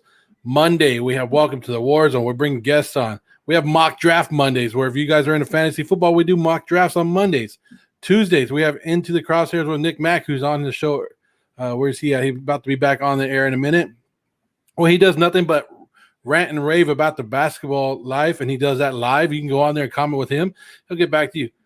Wednesdays, we normally do Sports Force. This week, it's going to be on tomorrow at 1 o'clock, Sports Force, with Joe Skirtle and Brian Bolsterd. Then we will have our UFC show with Levi. Talk Smack with Mac. He goes by two names, so I'm trying to think of the name that he wanted.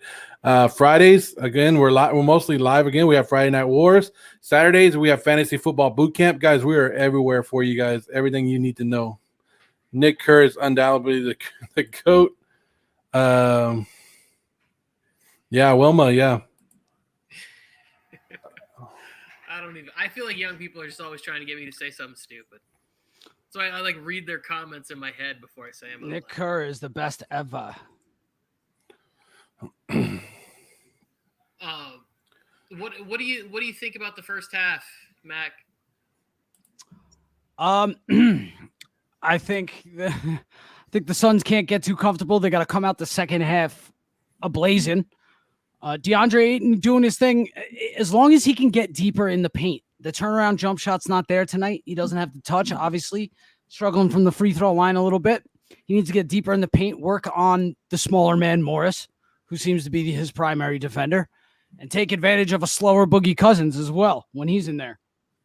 And they need to not let the Clippers get in a rhythm. Keep up the energy defensively. Yeah, I agree. I mean, Ayton was good early on. They were feeding him down low. I think he had 10 points, 10, 12 points. I think he finished with 12.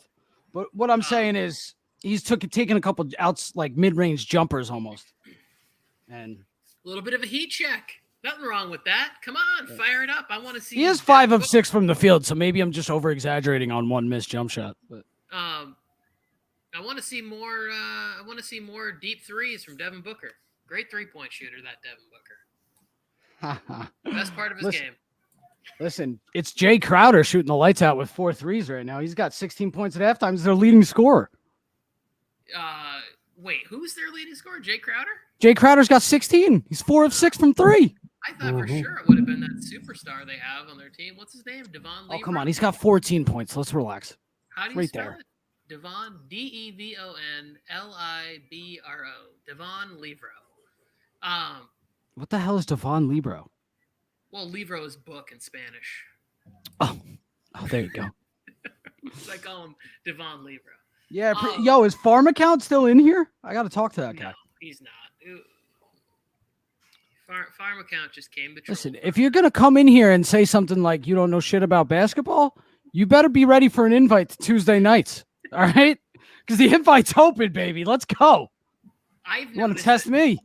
Anybody who comes in and does that. We had a guy come on last week from Milwaukee and just tell us that we suck and whatever. And I was like, all right, cool. Thanks for clicking on it, whatever. And then nothing. Like they don't really want. They just want to come in, say some horrible stuff, and take off. I would have addressed it. I would have just been like, "That's all great, but at least we don't live in Milwaukee." And just kept it moving. Yeah, there's something like that. I think he was trying to get in the stadium, and he was like looking to catch the game action for free. And then they go home and they tell all their friends about how they were an internet troll and they were able. You know what I told them? I told them they didn't know basketball, and I got them good. Yeah, I love those. I got them. I got those guys. Well, yeah, there's also like no thing that you click on that says, hey, these guys claim to know everything there is to know about basketball. Right? Yeah, I think I'm the best in the world. You know what I really want? I just want a game 7. That's all I want. I love games. Game 7 is my favorite sporting event. I like Game 7s more than the Super Bowl. Thank you. It's the two greatest words in sports. Game There's 7. there's just something about like all the effort that you put in being rewarded after that. Like being rewarded after that run. And plus, Trust me, I'm a huge football fan, but there's only one Super Bowl, and I always feel like some sort of like hangover when football season ends. Maybe that's why I can't enjoy the Super Bowl as much as I would like to. yeah, because you're like so invested for so many months of your life. It's like 5 months in a row that I'm just like watching everything, checking every injury report because of fantasy football, making trades, like all the craziness that goes into it. But a Game 7 in the World Series or like even in the baseball playoffs, like when you get to a Game 7, especially in baseball, because the moments are so intense in between every pitch. Game 7, fourth quarter in a basketball game, that Bucks Nets, I was just like, I couldn't barely sit on my sofa. I was just like, dude, this is ridiculous. I experienced a Game 7 this year. My Mavericks were in a Game 7 situation against these Clippers. When it's your team, there's nothing like it either. Like even just the heartbreak. I don't think I'd be able to watch a team that I was invested in a Game 7 live. It would just be a ugly, violent curse fest after every overreaction of everything. Baseball is no skill. Farm account's back. Farm account. Just Wow. coming out, just throwing out the most ridiculous things I've ever heard in my life. Well, what's great is that we have more troll competition. Wow, Mike on the mic. That is. Oh, the step back threes are killing me. It's just replays, Tony. Don't worry. I know they're just replays. It doesn't matter. I think he went in. I see some eyeliner or something on Paul George. Wait, where are these comments coming from tonight, man? These are some of the wildest comments. Do you think Zubac is the best player on the floor at all times? No. Listen, you're ridiculous because if he's ever on the floor the same time as Luke Kennard, I'm taking Luke Kennard all day. This is what happens when you address it. You encourage it. Good.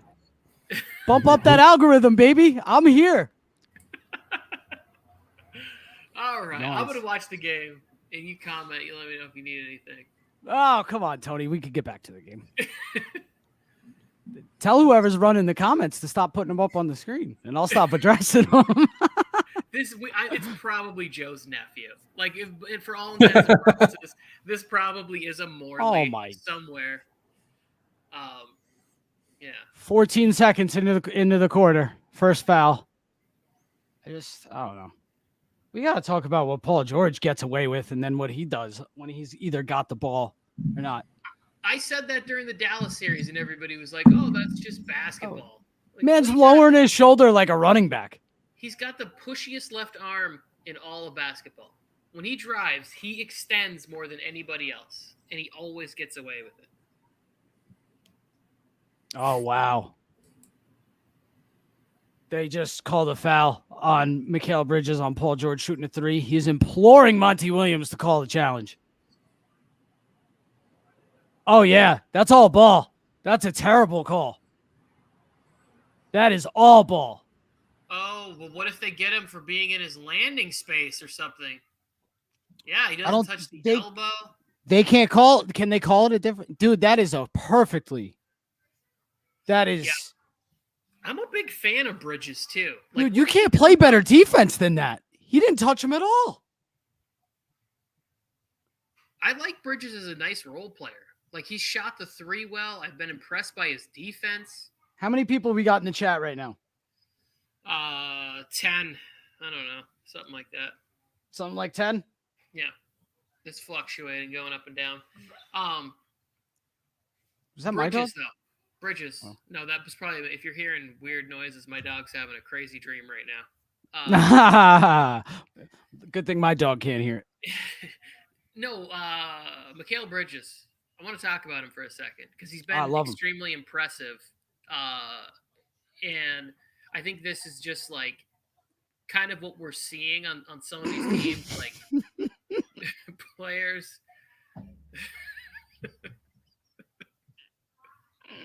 Stop. Stop. Tony, what do you want me to do with that, man? I You can't. want me to leave that one alone, or should we shout out his cousin's friend's dog? What's the name? What's the name? I'm not going to give it a chant. Yeah, we're not. No, there'll be no chanting. I'll give it a rest in peace sniffles or whatever it Yeah. is. But if Wonder Dog needs Wonder a dog. good old champion of the scrotum, R.I.P. Jeff's dog.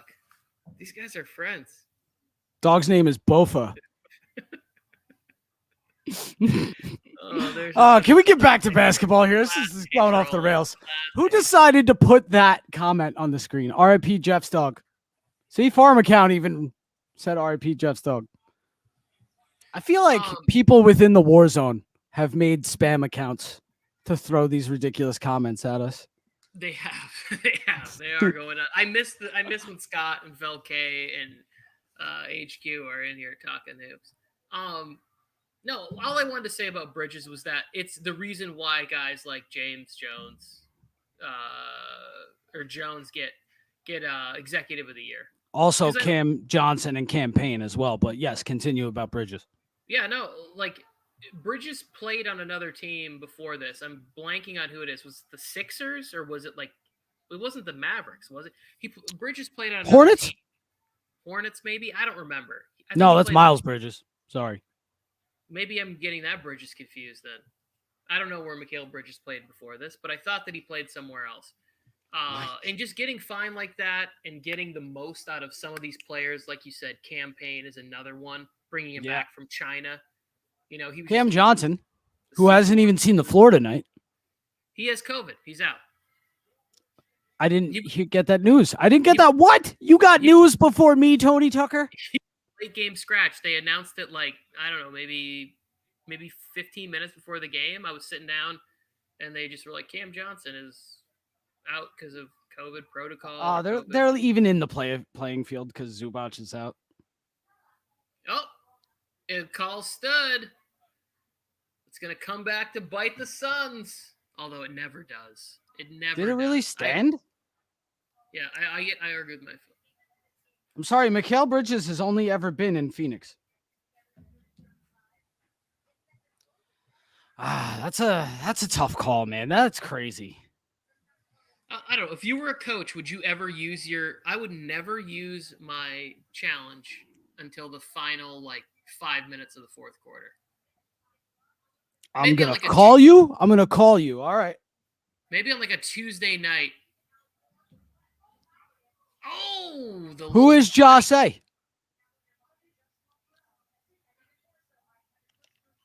Somebody take down the number for me.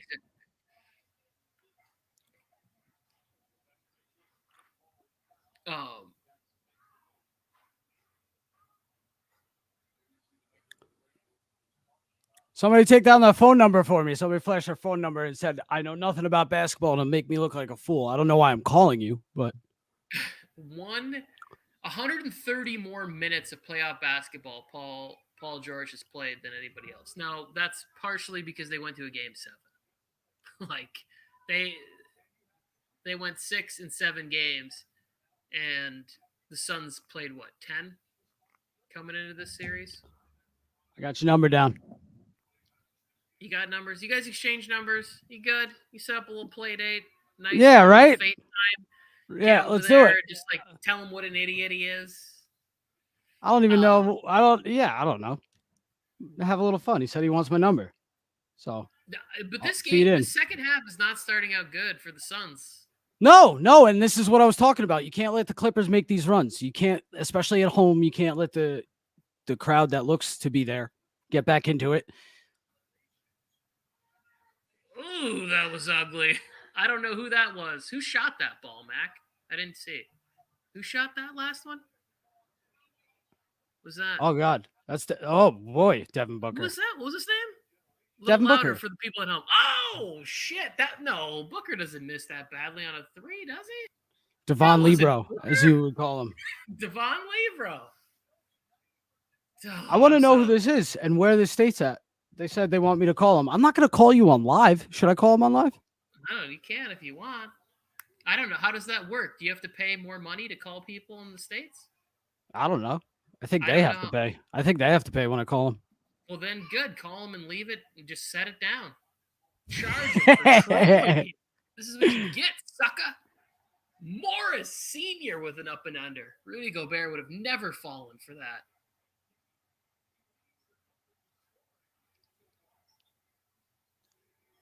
It's got to be somebody I know.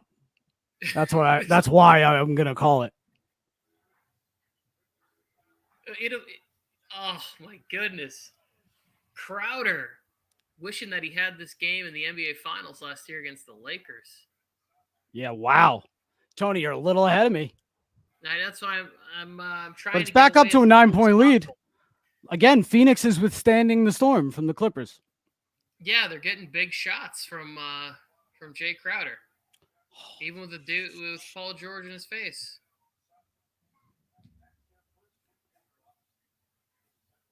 Oh, there's a Vin Diesel lookalike sitting courtside, probably out there wearing a Fast 9 t-shirt to promote the movie. Stunt double, a Dom Toretto stunt double. All right, Did you- Paul George at the foul line again. Did you call the number? No, I did not. Damn. If you call, I will sub. This is Yase. Jase. What up, Yes. Kevin Piggybank? Kevin Piggybank in the house. Tony, yeah. 703 area code is Virginia, not any of the Warzone guys.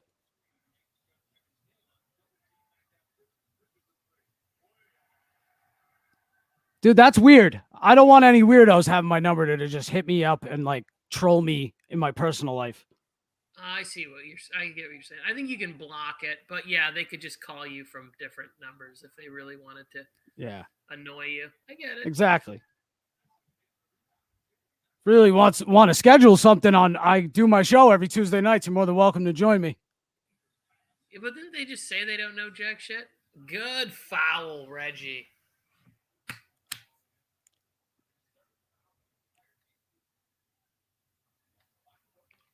Yeah, it's a really good foul, actually. Yeah, a couple seconds ahead of me. Again, it's still 7-point lead.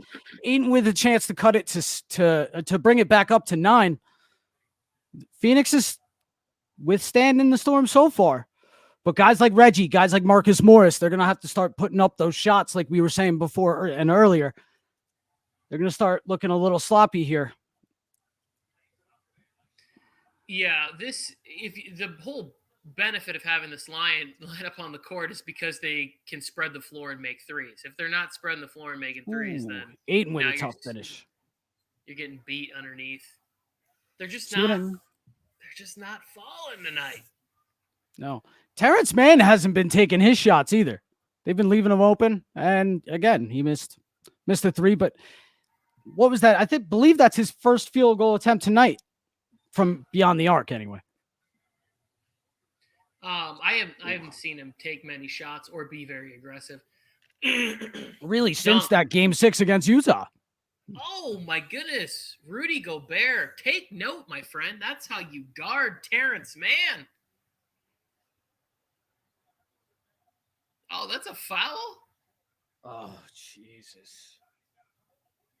What can somebody yeah, tell yeah. me, considering that we're building this league towards obviously built towards offense, built towards giving all the benefits to the offensive players, what the hell is a defender supposed to do?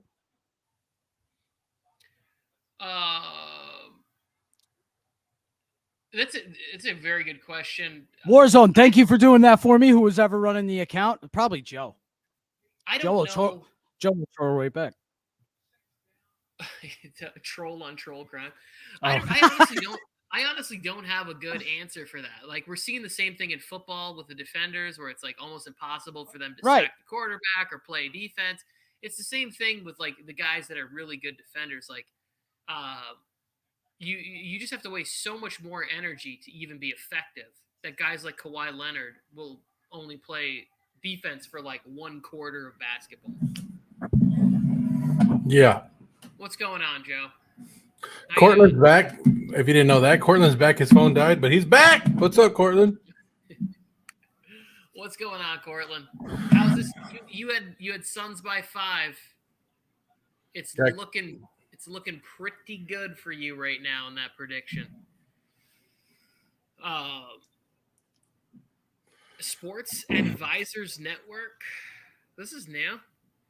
Yeah, what's going on, Sports Advisors? Yeah. Hit us up on Instagram. If you hit us up on Instagram, we could talk. Yeah. Send us a DM. Always looking to collaborate with fun people. Warzone Sports Network on Instagram. We're on Twitter. We're on TikTok. Wherever you want to hit us up on the DMs. We'll answer you. Trust us. Don't worry about that. Joe, this is looking good for your Suns. I told you, Tony. You doubted me. All year you've been doubting me. You doubted me on the Suns. You doubted them in the first round. You doubted them in the second round. And you're doubting them again because you don't like Booker. Yes, Cortland, the 10-point lead is holding true. You said 5, so you got a little cushion there. I said blowout. Basically, it is. Clippers have never really been in the game. They've never really they haven't had the lead. They haven't had the lead. They've been within 1 point a couple times, but never been able to push through. You scared to call again. Nobody cares, Jay. You had your shot. You didn't pick up. That's funny. Yeah, this so far looking like the Suns are going to move on to the finals. It's just a question of who they're going to play now. Now, who does this fall on? When the Clippers lose this game, are you going to be like, it's because of the injuries to Kawhi? Or are you going to say they just didn't have enough? What's going to be the issue for the Clippers losing this game?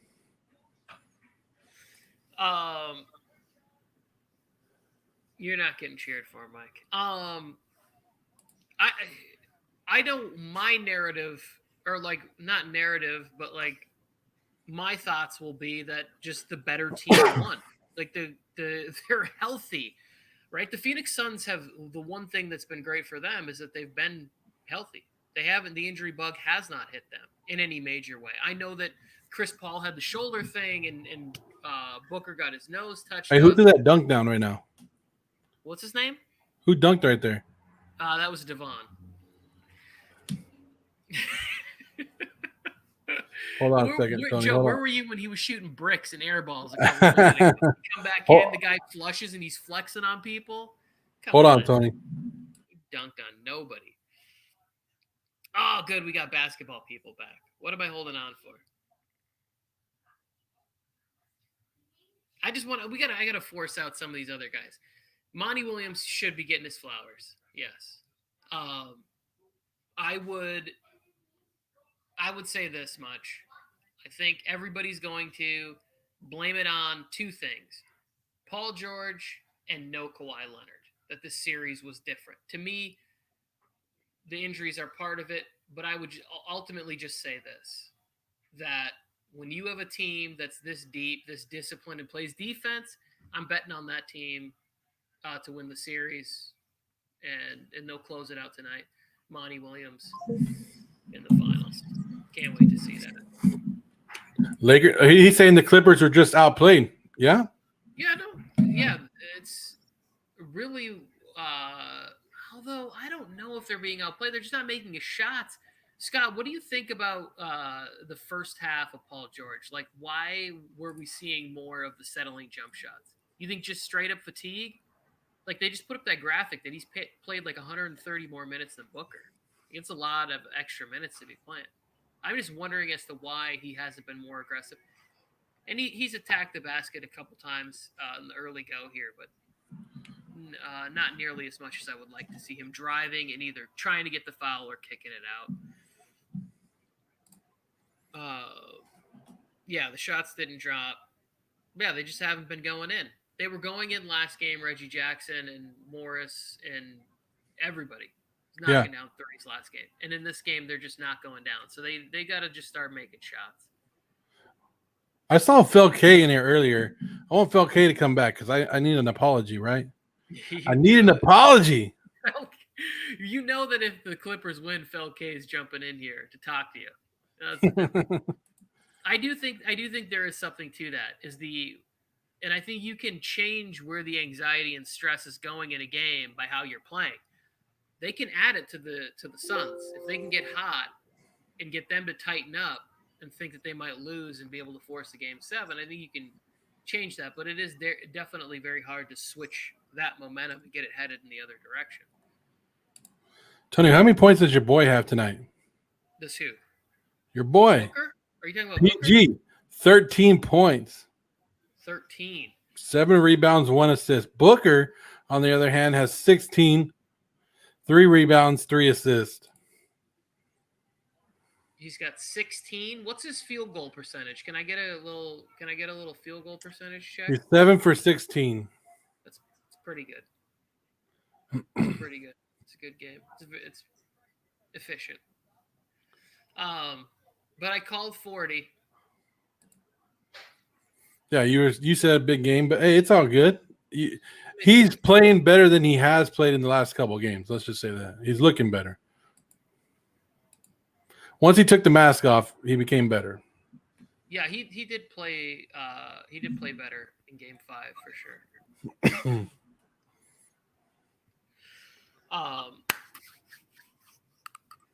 Yes. Yeah, that side of it with the mental, physical part of this. And that's why I think that Kawhi would be helpful to Paul George in this situation, is to relieve a little bit of that from him.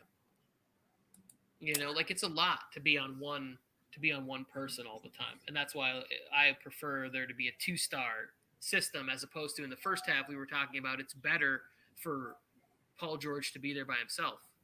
Yeah. But if he had Kawhi Leonard, I mean, that's got a little bit of that's got to fall on him, and nothing seems to affect Kawhi. He looks like a freaking Terminator just marching up and down the court, just handling his business. You like this comment right here that the Clippers get no pass from him because last year they blamed the coaching. This year they get a coach that they wanted and they lost again. Or so far lose it again. Yeah, well, this year I think that internally the team or fans or like real fans will blame more of the Kawhi injury. Kawhi, come back. It's a huge loss, by the way. I just don't know why they kept covering it up. Like, I don't know what Kawhi gets out of like saying, like, I'm not really hurt. I could probably play next. But like, what is that? Everybody knows you weren't going to come back. Yeah, that is always weird too. That you like, I don't understand the head games like that was playing with. But like, I guess maybe even more so just with me, where I was like at any point, did you think he was coming back? Did you think, oh, you know what? Maybe it's not that bad. He's coming back. I didn't even think he would miss a game when it first happened. And then I was like, oh, well, maybe he's just out for one precautionary game or something. Like they need to get swelling to go down and, you know, they need so they can get a better look and make sure there's no structural damage or whatever. Reggie Jackson is going to have to find a stroke for this to be a basketball game. What's going on, guys? I'm back. But I wanted to address a comment that Scott just left. Basketball is mental and physical. Yes, as evidenced by Ben Simmons' performance this postseason, as evidenced by Rudy Gobert's performance this postseason.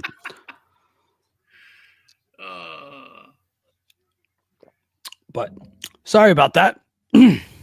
While I was away, the Suns went on a little run here. Yeah, they did. If Giannis is not 100%, I think the Suns have clear path to the championship. I really agree with that too. Like I talked about that a little bit today, and here's the only thing that I can say positive for the Bucks is that they won a playoff game last year against the Miami Heat without Giannis in the lineup. That's the one thing you can look at and say like, oh, they had a moment without him. A big moment, and they were able to win. But I wouldn't bet on them winning 2 of the next 3 without him. Like, I love Chris Middleton, but I don't think he's carrying him past this. No, and not with the way Drew Holiday's playing either. Now, you know, he's been way too inconsistent. Torrey Craig hitting a big 3, 15-point lead for Phoenix. Just under 5 left in the third quarter. CP3 now 16 and a half minutes away from his first ever NBA Finals. I got a question for you. Would you consider playing Rondo, maybe just like 4 or 5 minutes here and seeing if he couldn't give you some sort of a spark? I don't know. I don't know. Like, I really liked the move of starting Lou Williams last night when you found out Trae Young was. It's like, hey, this guy's, Atlanta, like he playing for his squad. Like, let's give this guy a chance to shine in the postseason, like a great chance to shine, and he did. Yeah, I've been seeing a lot of. I saw that Minnesota really wants Ben Simmons, right? I'm sorry, I'm addressing the comment here. Oh no, go ahead. And I saw that they want to trade Anthony Edwards, somebody else, and a pick for Ben Simmons. And I'm like, what planet do you live on that they're going to give away the future of their franchise, like Anthony Edwards, for Ben Simmons? That's just wild. I can't see that either. But I tell you what, Anthony Edwards goes to Philly. Whew. That'll be fun to watch him in a bead for a long time. Ooh, Booker. This is unraveling. It's unraveling quick. They can't make a stop, which is unlike the Clippers. They usually pick up the defensive energy. Oh, man. Paul George with another bad turnover. And Bridges with the finish. 17-point lead for Phoenix. Timeout, Clippers. Man, Torrey Craig doing his thing tonight. Like, sometimes the Clippers are building a new facility here in Los Angeles. Sometimes I wonder if they should just build like a capacity 8,000 seat stadium just so it'll feel full and loud and noisy all the time. Like, they should be able to get 8,000 fans in there at night. Especially with Booker. Oh my God.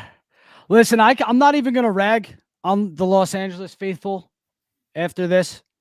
It's a hell of a freaking run, man, especially after losing Kawhi. But game's not over yet. Let's relax. He's only 7 of 17 from the field here. Yeah, he's fair to Midland for sure. Steve Ballmer's a great owner. Like, as far as like, I don't know how great he is, like, personally, but I'm just saying it's like from a fan perspective. Like, he sits sideline, he cheers, he engage, like he's very engaged with what's going on. Those are the things that I love about like Mark Cuban, because I would like to think of myself as like, if I owned a professional sports franchise, that's what I would be doing. I'd be sitting on the sideline, losing my mind at every single thing that was going on the court. Who doesn't have that dream as a sports fan to be like a professional owner of something? Right. Or to be that rich.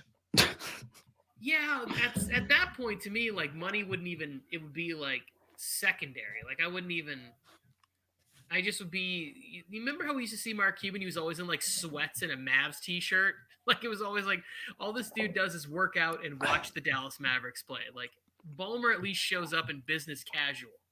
Like, he's got the IBM shirt on, and he's got his sensible Skechers shoes or whatever he's wearing. It's a business cash Friday for him. Right.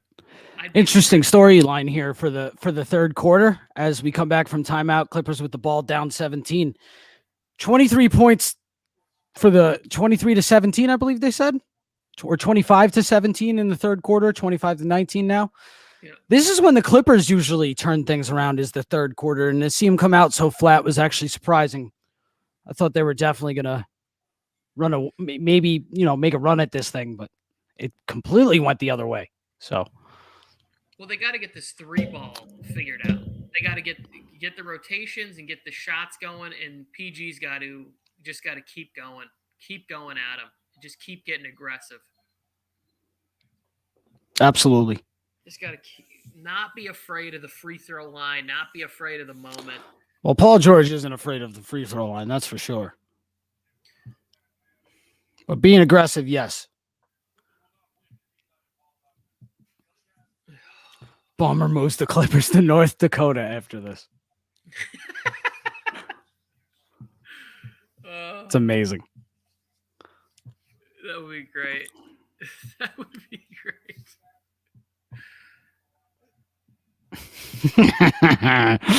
I'm here for the Ben Simmons slander. Ben Simmons, read that one. Hang on. Ben Simmons needs a Kyrie Irving and James Harden team. This way, nobody will notice Ben watching everyone play like he was a fan. Yeah, there'd be no dribbles left for him. He's absolutely right, though. He needs somewhere where he can hide and not show the fact that he has. He completely checked out mentally against the Hawks. I don't know. I'd like to see it. Wait, hang on. What did I miss here? Who's number 11 for the Suns? Saric? No, I'm sorry. Adler, something like that. Not familiar.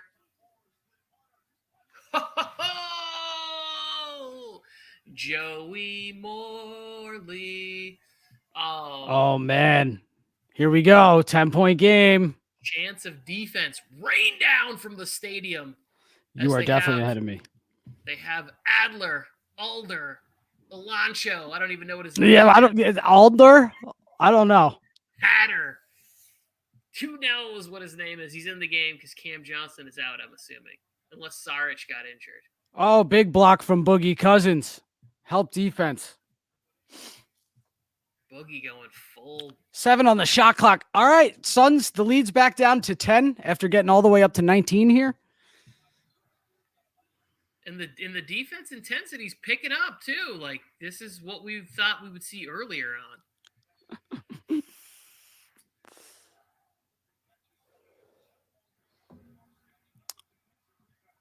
Yeah. I want to see Simmons in a small town. I want to see Simmons in like Another miss for Booker. 7 of 19 from the field. I want to see Simmons in like Indiana. I wouldn't mind Minnesota. Oh shit. Just throwing people to the ground.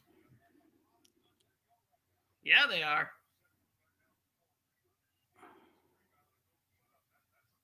Yeah, what the That's a foul. What the fuck? Both. They're about to show the replay on Boogie, too, for you in a second. Like, oh, that's a foul, too. What the fuck? Yeah, that's a foul.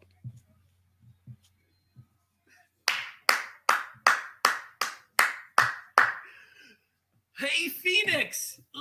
Oh, wow. Batum for 3.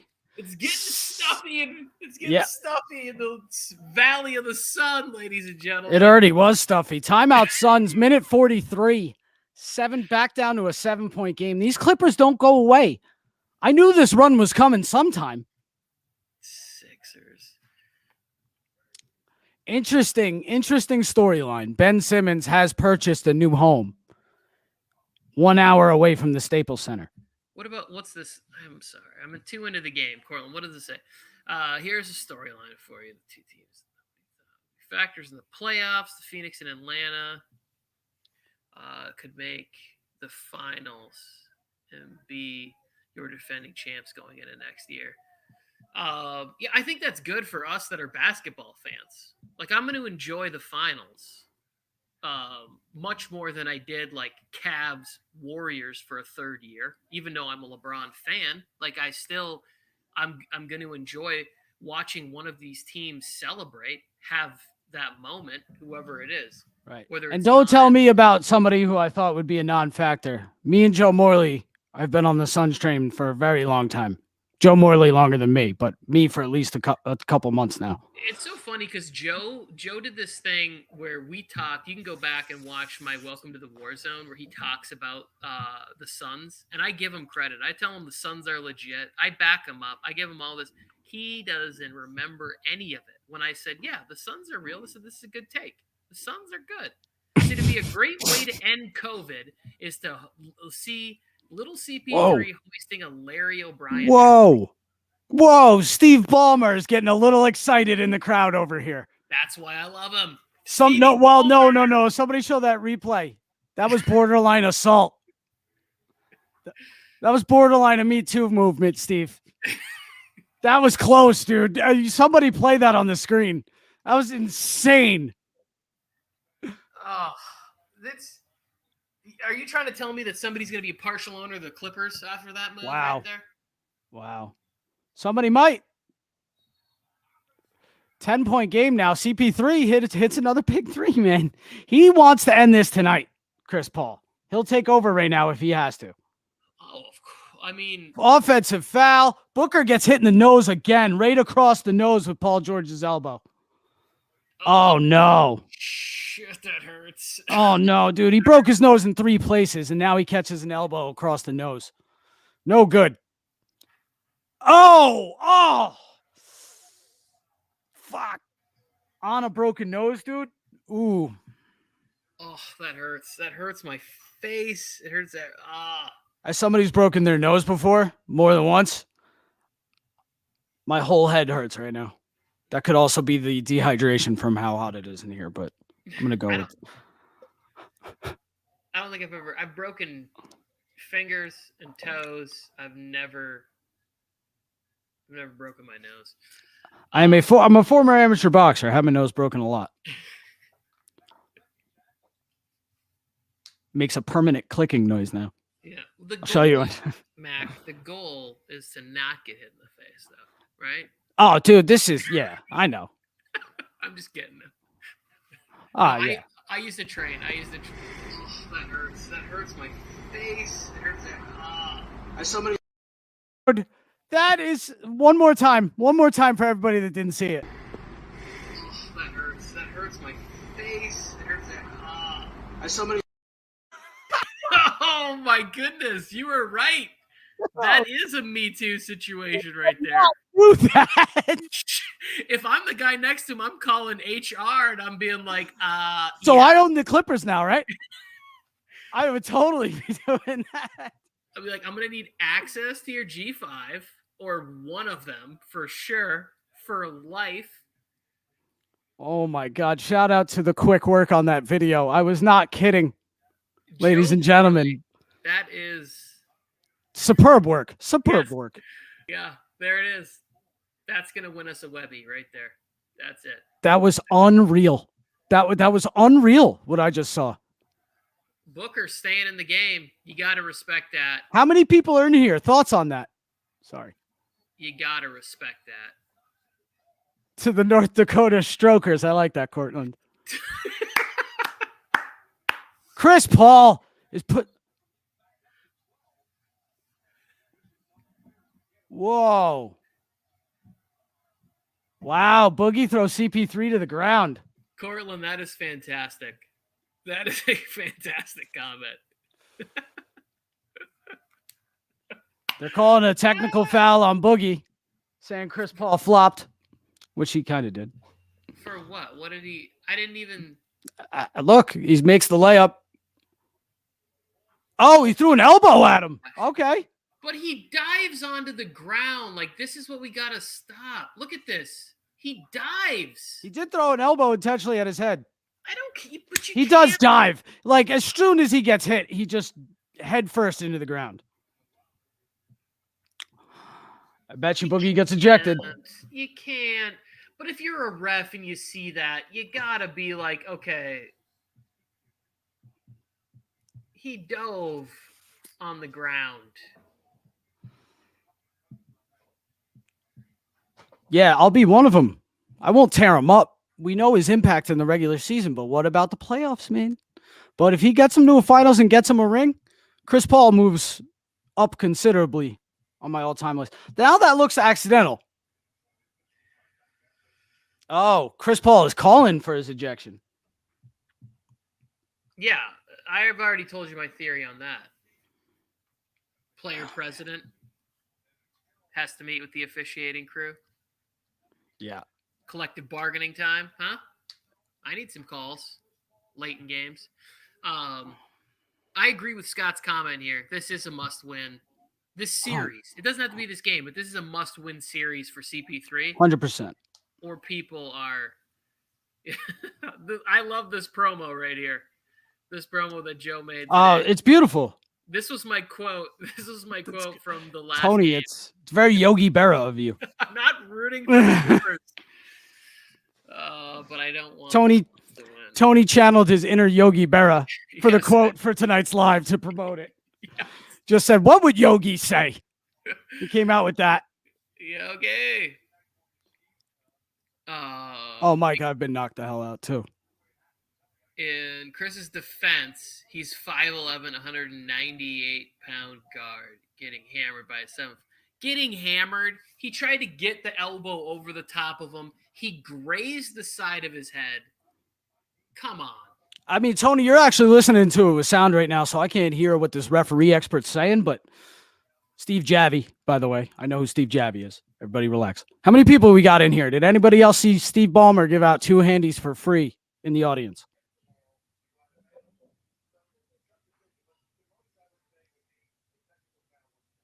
He's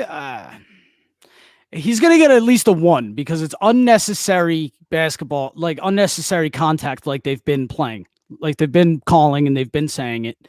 He's going to get that. If Pat Bev got a flagrant 1 the other night, we know this is at least a flagrant 1. So he's saying, Javy's saying it's a technical 1 shot. Doesn't think it's a flagrant 2. Mike wishes he was next to Palmer. What the fuck is a physical taunt? How about the fact when people are flexing on other grown men? That's a physical taunt. Stepping over somebody and dragging your ball bag over them that's a physical taunt. Like, it's all of these things happen in basketball. Like, what is a physical taunt? So did they kick him out? No, it's a 1-shot technical. But he's over there. He's getting some dap from his teammates. Oh, ball don't lie. Oh, somebody's going to be yelling it. Larry Nance Jr. style. You remember that at the Garden? Garden was empty because it was Cavs Knicks, and it was like the 2 worst teams in the NBA a couple years ago. No, I don't. I don't remember that. But I love it. It was great. We used to say that all the time when I was growing up. The problem was that we were just bad. So it wasn't like, like if somebody ended up at the line with like a crabby foul and you yell ball don't lie, it's like he's a 44% free throw shooter. The ball. Shaq's up there. Yeah. Shaq's up there. Ball don't lie. It's a bunch of guys who are like 5'9". Under a minute left in the third. Suns by 12. Clippers with the ball. Paul George, got to be aggressive. Got to be aggressive. Oh, I love it. I love it. You can tell how tense they are. Their voices are like, that's my ball. It's like an octave that only, Mariah Carey and people trying to get to the NBA Finals can get to, apparently. Right. Oh, wow. That is totally off a boogie. That's not even close. Booker, got to give it to him. Took a shot to the nose. PJ! I know PB&J back. PB&J in the house. Whereas Mike's trying to get physically fit. He's a faker. Yeah, Mike's killing it. Why doesn't nobody like me? Everybody wants Mike. Mike goes to the gym and picks fights with Karens. That's what Mike does. He doesn't actually go there to work out. Is Jase back in the chat yet? You do have wow. fans that want to call and ruin your day. I invited him on my show. Oh my God, Marcus Morris. I'm not dissing Mike. Mike's one of my best friends. What do you mean? But start a new LA team. There's no legs. When none of them are barbers. Oh my God. I believe the Clippers get their name from the ship. Joe, can you look it up? The Clippers, they get their name from the Clipper ship. I brought technical foul. Times and we forgot to bring it up before. What, defensive 3 seconds or something? I missed it. I missed it too. LA Karens. Oh my God. I don't know I don't know. The LA drought. Like, what would be a good name? Oh, it's in more than one way. That's funny. Yeah. It would just not be. I don't know. You guys are the LA guys. I'm from New York and Canada. But that's the thing. That's the problem. Is like LA doesn't have like a bunch of signifiers because it basically like it took palm trees from Miami. It's billed itself for like stars and whatever. Like, I don't really know what the, you know, I just don't know what it would be. Like if it was going to be original and they weren't going to take Minnesota, you know, the Lakers from Minnesota or wherever. Right. I just Oh shit, Felke. What? Duck. Ron Felke. Joe's going to see you in here. He's going to man. come back. Oh man, Joe, get in here. Clippers in 7. Do have to give a big shout out to Chris Paul. I'm originally from Long Island, Scott. I do got a big shout out Chris Paul. 22 points tonight. Him and Devin Booker combining for 40. Joe doesn't want to say anything. He's just going to drop the mic with the meme in the middle of the screen there.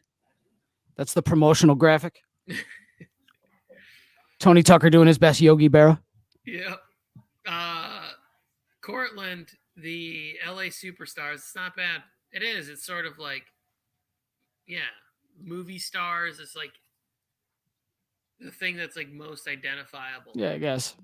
With Los Angeles itself. The LA Strip. They wouldn't do that. Maybe something like that. Like they wouldn't do that. Maybe the LA would, like Hollywood of some kind. PB&J, I do have the Giannis news. There is no structural damage to his knee. He will not play Game 5, but there is no structural damage. Just a hyperextension, although those can last anywhere from 2 to 4 weeks, even sometimes longer. But Giannis is a world-class athlete, so I'm expecting him to maybe bounce back quick. If they're facing elimination, you could probably guess that he'll give it a go. But there is no structural damage. That means no torn ACL, no torn MCL, no torn meniscus, nothing like that. Good news. Yeah, it's good news long term. It's not good news for the short term when they're 2 wins away from going to the NBA Finals. I like LA underdogs. Underdogs, except they're always buying championships. Dude, it's always something weird when they introduce a new sports team these days. The Seattle Kraken? I mean, come on. I know it's NHL, but is it? Yeah, it's the new NHL team. Oh my goodness. The LA Pacifics. That Cortland, ding, ding, ding. You got a winner. Oh, okay. I like LA Pacifics for sure. I'm good with that. They could have their Pacific Blues. Yeah, that'd be fun. I'm down with that. We solved the issue. There was something else I was gonna say. Something that where is it? You know what? I can't recount on Joe. I'm gonna get it. I'm gonna find it myself. Listen, and Scott, you bring up a good point with your comment. Maybe the Bucks will win without Giannis. Everyone has to set up to play against Giannis. This could be a good thing. And that's what I said about Kawhi. The Suns are out here preparing for, possibly preparing for Kawhi to be back on the floor and preparing for him not to be on the floor. And the Clippers throw a ton of different looks, not to mention like we already have about Ty Lue's ability to adjust mid-game and mid-series. When someone gets injured, it's a completely new team out there. So sometimes it does work out in that favor. It hasn't been the case this year so far, but sometimes it can happen that way. I just don't think the Bucks have enough besides Giannis to pull it off without him. I think my phone's been hacked. What the hell? Phone's been hacked? Was it Jase? Oh, man. Clippers getting out hustled on the offensive boards. Big finish by Ayton's, back up to 16 for Phoenix with, just over 30 seconds passing in the third quarter. Anytime I type in something about the Clippers, it's about a robot message or some BS like that. Like, what the hell? Why can't I find anything out about the Clippers? I've been hacked. You've been hacked? I've been hacked. Oh, man. How'd your phone get hacked? Now we got hockey fans in the house? All because I said the words Kraken? You said something about hockey, and then all of a sudden the number count went up, and hockey raid took over. That's amazing. Hockey. I'm so out of the loop. I'm so out of the loop on hockey. It's not even Yeah, funny. dude, I don't know anything about hockey. All I said was that the Seattle Kraken was a weird name. Oh, well, I played hockey for 16 years and followed the game. Are you rating our live? I like that. Like and subscribe to us. Don't come to our live and tell us to like and subscribe. What is that? Yeah, why not? We could Promote yourself. we could subscribe for subscribe. Chris Paul going to work. Hot take hockey raid. Good. Get your name out there. What do we got? Yeah, we like you guys, I guess. All I said the Seattle Kraken was a weird name. I'll never do that again. What if I do it with baseball? Let's check it out. If you want to watch an entertaining game right now, the Atlanta Braves are beating the New York Mets 20-2. 20-2. There's like a weak move that CP3 does, and it seems like everybody else but the people defending him know he's gonna do it. The maestro of the mid-range. But we The all mid-range know that he's going maestro. for that. Yeah, he's just smart. His basketball IQ is off the charts. A 2 off from 3. George with the offensive board, but it's an 18-point game. They got to get to work now. Airball to layup by Reggie. No, I'm kidding. Hot take hockey raid. You'll notice I'm a ball buster, but I love and respect everybody. I don't know. I missed it. Hannah, I agree too. No, when I said, hey, what is this? Come back in and, oh my God, Chris Paul. Chris Paul. 28 points. He wants this NBA Finals. Support raid. Oh, okay. Support raid. We appreciate you.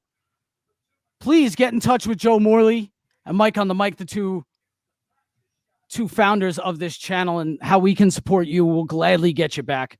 We really appreciate it. We're trying to get to 900 subscribers tonight. Also, too, we do need hockey content if they're interested. Let's talk about that. But anyway, this game, Chris Paul, man, he could. It's so close he could taste it, and he's finally seizing the moment in his career. Because Scott made the point before, it has been a relatively easy path for him. Now, he's had a lot of bad breaks in the past. Looked like he was headed there in the first round against the Lakers with that shoulder injury. And here we are.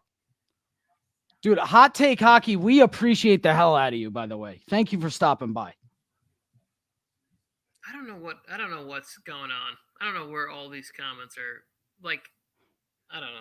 I'm old. Hannah, we appreciate you. Thank you, Hannah. Hannah. That's got to be weird too. We don't. Yeah, right. We Nobody didn't knows. announce we were gonna do the chant. They're just like, what the hell's wrong with these two old guys? HTH and Rocha or Raka. I don't know if you guys pronounce the ch in that, but Rocha raid. Francisco Barrera, thanks for stopping by. Make sure you hit that sub. Let us know how we could support you as well. We have live shows, 4 or 5 times a week these days, Tony? We're all switching over to live shows in a way. Losing $165. But you have 80 on the under at 233. So you can cut your losses in half, pretty much. I mean, I'm rooting for it for you. 233. So that means you don't need 23 more or 24 more points scored here. I'll root for you. Well, we're at what? 190 right now? 190 in the chat here? No. She needs under 233. We're at 190. Oh, we're at 190. Sorry. Wow. Yes. 43 points. Under's looking good. And yeah, under looks good. But the Clippers, not looking good. Oh. I read that 105.95. I don't know why. It's the heat, guys. It's like triple digits where I'm at. It's unreal. Melting over here. Bet every day. Who are you taking, Chris, tomorrow night? If there's no Giannis and no Trae Young, who you're betting on? No tomorrow Capella as well. That is very key to that. night? Bucks at home. Capella is questionable. Same with Trae. Giannis is officially out. Yeah, I bet Trae tries to give it a go tomorrow. I don't know how effective he'll be. Yeah, apparently he couldn't make his cuts. There was a considerable amount of pain, according to a report from Woj or Tim McMahon, one of the two. No, Trey, no problem. All right, I like it. I love all the support for the Hawks fans, too. Absolutely. I was talking to somebody like how much more fun this Hawks team is than the last good Hawks team, and they were like, "What good Hawks?" I was like, "The team with Teague and Al Horford." They're like, "Oh yeah, I forgot they even existed." It's like how fast that is. Like how fast you could forget about that Hawks team that was like in an Eastern Conference Finals or something. Right. It's like, oh yeah, they were so boring that just nobody remembered that they were even good. Are we talking about the Al Horford, Josh Smith Hawks?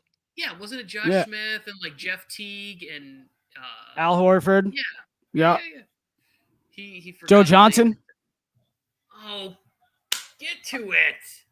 ISO Joe? One of the most underrated players ever as well. Yeah, he was very good, even with the Phoenix Suns. Torrey Craig is playing hustle ball. Really like what I'm seeing from him tonight. HGH Raid, shout out to you. Thank you. I gotta say random team names more often, bud. I know. We gotta pick one. Can we not jinx it right now? It's only 17. Did Joe put in a meme of the Suns doing something good? What I meant? Yeah, Chris Paul holding the Larry OB and Devin Booker holding the Finals MVP trophy. Yeah, there we go. Jinx away, Joe. Oh, Jinx. Jesus. Marcus Morris with another big night, man. 24 points. 9 of 15, pretty efficient. Yeah. 25 points now. I saw Capella leave early, right? Didn't Capella, wasn't he all masked up and on the sidelines early in that game? Triple trainer and a post-up trainer. Capella, what do you mean he could? He led the league in rebounding with 14.5 rebounds. Yeah, he did. And he also had one of the most impressive games this last season where he had 10 blocks without a foul, which is, to me, It's one of the most absurd. That's absurd. That's crazy. Craziest games that I watched. You can't call this a choke. They've been down the whole series without their best player, arguably. I'll put that in there for you. Fight, Clippers. I can't believe this. Oh, my God. Paul George just put Chris Paul on skates. Beautiful move. 15-point game. End. Oh, my goodness. I will have to bid everybody a little adieu a little early tonight, but I want to say I've really enjoyed being here. Chris Paul with another 3 and 1. I was waiting for you to get to that. Wow. Are you kidding me? Na na na na. Na, I'm na, going to let Joe na, Morley na. finish this out just for Fel K. Hey, Thank you, hey. Ladies and gentlemen, thank you so much for having me. Good Tony Tucker, time. Joe Morley, bring it home like I know you will. Oh, Thank you, my Mac. Have a good one. Been Good. telling you, Tony. I told you today. I told them on Monday. I told Fel K. Nobody wanted to listen. I said the Suns were going to blow the Clippers out. Nobody wants to listen to me. Nobody listened to me in December when I told you the Suns were going to take it. And I'm just coming all the way full circle. Fel K, I accept your apology. Thank you very much for coming on here and saying that. Takes a lot. The Phoenix Suns going. The Clippers look like trash. At least they made it farther than the Lakers, huh, Tony? Get out of here. Don't be bringing up Lakers garbage to me. No, I don't want to hear any of this. The Suns Joe, took out both teams from L.A. Oh, the memes. I bet there's going to be a bunch of great memes of the Clippers just like stealing stuff from LA. Hey, I'm just saying. I put it on the I was saying it. You weren't here on Monday. Mike was in here, and I was telling Mike, I said the Suns are going to come out there and blow them out. They're going to close it out, and nobody believed me. I even said it on the graphic this morning when you were like, I don't want the Suns to win. I'm not a Clipper fan, but I don't want the Suns to win. Well, I'm just glad it turned out the way. Finally, I can start getting some damn respect around here. Oh man, you know what? I really wanted a game 7. I did because I enjoy this. I enjoy sitting here and like talking. Hey, I don't care if the As Suns got the basketball easiest fans. path. The Suns got it done. You take the path that's given to you. Easiest, hardest, it doesn't matter as long as you get it done. Just Hey, wait because till nobody's going to be talking about how hard that path was. Nobody remembers the path to the championship. They just remember who wins the championship. Yeah, I mean, unless I need it to win an argument, then I'll bring it up. Oh, Scott, that would be crazy. He said, "Watch the clips come back." That would our social media team would be chopping this up very quickly. Hey, Scott, I did that. The Clippers, Jazz game Jazz. 5. Yeah, I was talking a lot of mess, and I think that's what Felt K got on me. Started getting on me. I did a whole big rant. They're losing by 22, and they just come back and dominate. Well, no, it might have even been the closeout game. No, I think it was game 5. Goodness gracious. This is okay. This also too, like the Clippers were garbage my whole youth. Like the guys that were on that team, like Michael Olowokandi and Eric Piatkowski and Loy Vaught, and just like very bad teams. And then they got good, and they were kind of trendy for a minute in Los Angeles because the Lakers were down. And they had CP3 and Blake, and it was like we got a little people flexing back and forth on each other. Terrence Mann flexing, people going. Booker's talking to fans in the stadium.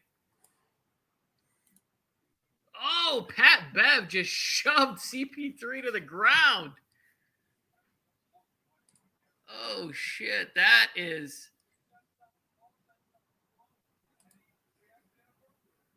Oh, yeah. Chris. Pat Bev is about to get thrown out. Like, he just put 2 hands in the back of CP3.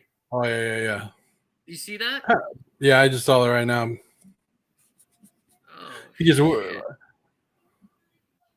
for like no reason, and then he started talking crap. Like, you talk about a cheap shot. That's a cheap shot.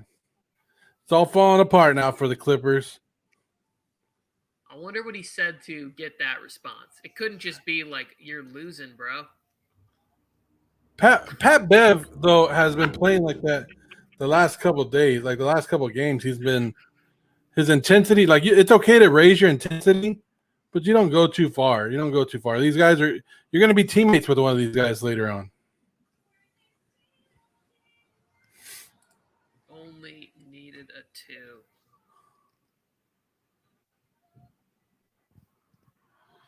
Yep. That's a killer.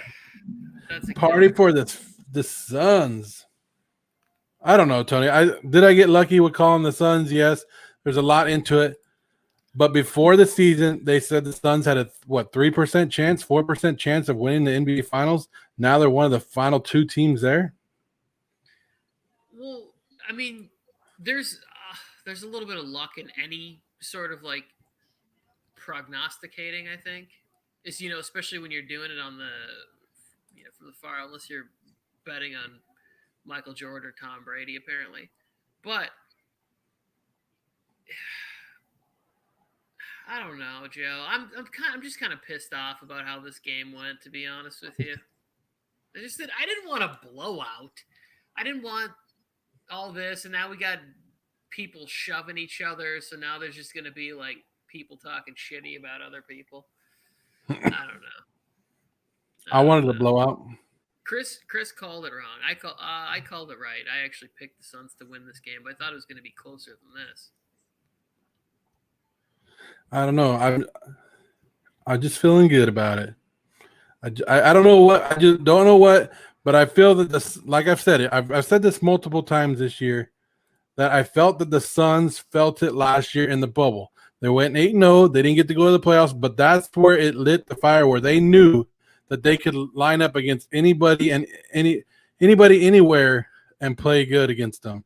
And then with Chris Paul coming in, they did their thing. Hey, look where they're at, Tony. Look where they're at.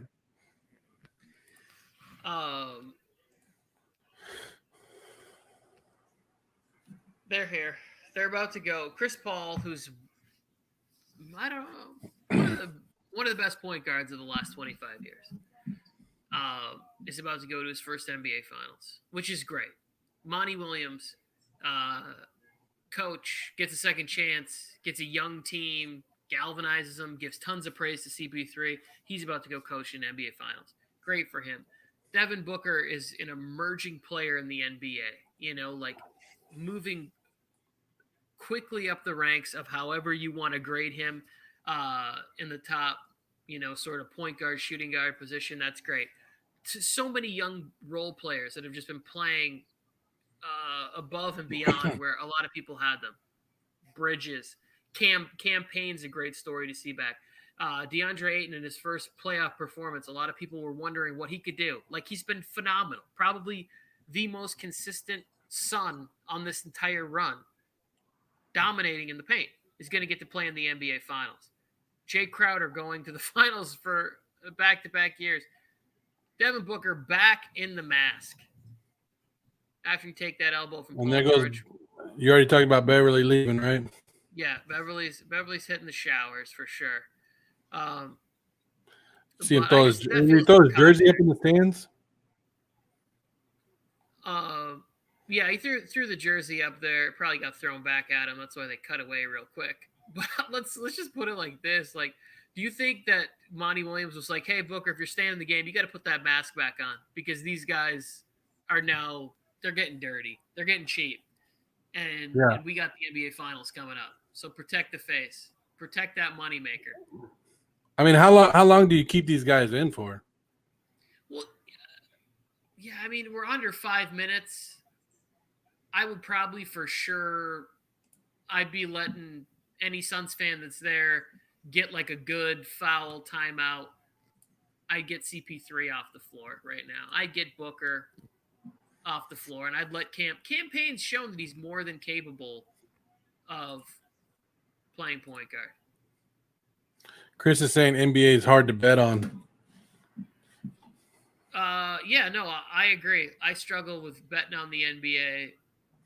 Usually when I do it, I'll do parlays of the teams that I just think are going to win rather than trying to pick the point spread because I get beat so many times whenever I just try to pick the points because there's some meaningless free throws at the end of the game. Somebody gets in and it's like they just take a foul or whatever. Like it's hard. It's hard to bet. It's hard to bet the NBA. So I'll usually pick 2 or 3 teams I like to win that night, and I'll just parlay those 3. Scott's saying they're going to leave the starters and just rub it in their faces just a little bit more. Yeah. I guess I don't know about. To me, rubbing it in people's faces is not worth the. Oh, this guy twists an ankle. Devin Booker gets punched in the face and can't breathe. He's also saying they probably want to stay in so they could celebrate on the court. Well, it's not like they're going to go to the locker room and shower. They're right there. There's been plenty of victories where they weren't there. The victory was they're up by 20 on the road in sort of the house that CP3 resurrected. Phil K's going off on your age, Tony. He says, let's be honest, you probably struggle actually getting to a betting website than actually betting. No, I do. I bet. I get on, I use BetDSI. I throw it on there. But I would like it. You're right, Phil K. I would. I appreciate the jab at me being old, but I would prefer like a bookie. Like, I wish there was like a neighborhood guy that I could just go and be like, hey, I got 25 on this. This is what I want. I could call him in, maybe work the situation so I have a little credit. Owe him some money, be worried, looking out my blinds, having to pawn my child's video game. Like, they come home from school, where's the Xbox? And I'm like, sorry. Yeah. Your dad bet on Paul George again. You aren't playing the Xbox for a couple weeks, waiting on this paycheck to clear. Have you seen the Booker stat line lately, Tony? I have not, but it's not very impressive. So 22, 6, and 4. Yep. Are you happy with that one? I'm not happy around. This is the thing that I don't understand about you people. So look, the Clippers just took everybody off the court. Everybody on the Clippers have just got taken off the court. I'm not happy about Devin Booker doing bad for, oh my goodness. Yeah, they took Clippers off. And then the starters are still out there just picking pockets. I'm not happy about when Devin Booker, when he does bad. Like, go any of the people that I've engaged heavily in the Devin Booker debate with, I didn't text them after he had bad games. I didn't send them DM messages. I said how I feel about Devin Booker. It has not changed. Chris is saying the under might hit still. So before the game, I had Paul George at 24 points, 8 rebounds, 6 assists. He's going to finish with 21, 9, and 2. That's pretty good. Reggie Jackson for the win! Oh, shit. This is bad. You're showing up here looking like the Karate Kid? What the hell? What's going on? Reggie Jackson headband. I couldn't find my goggles, unfortunately. Mike on the mic in the house just in time to see the Phoenix Suns go to the NBA Finals. So happy for you, Joe. I'm going to go find the clip. Chris is not happy because the under didn't hit. Wait, the under did? He said the under was 233. Was it a mistype? Chris, what was the under again? I thought it was 233.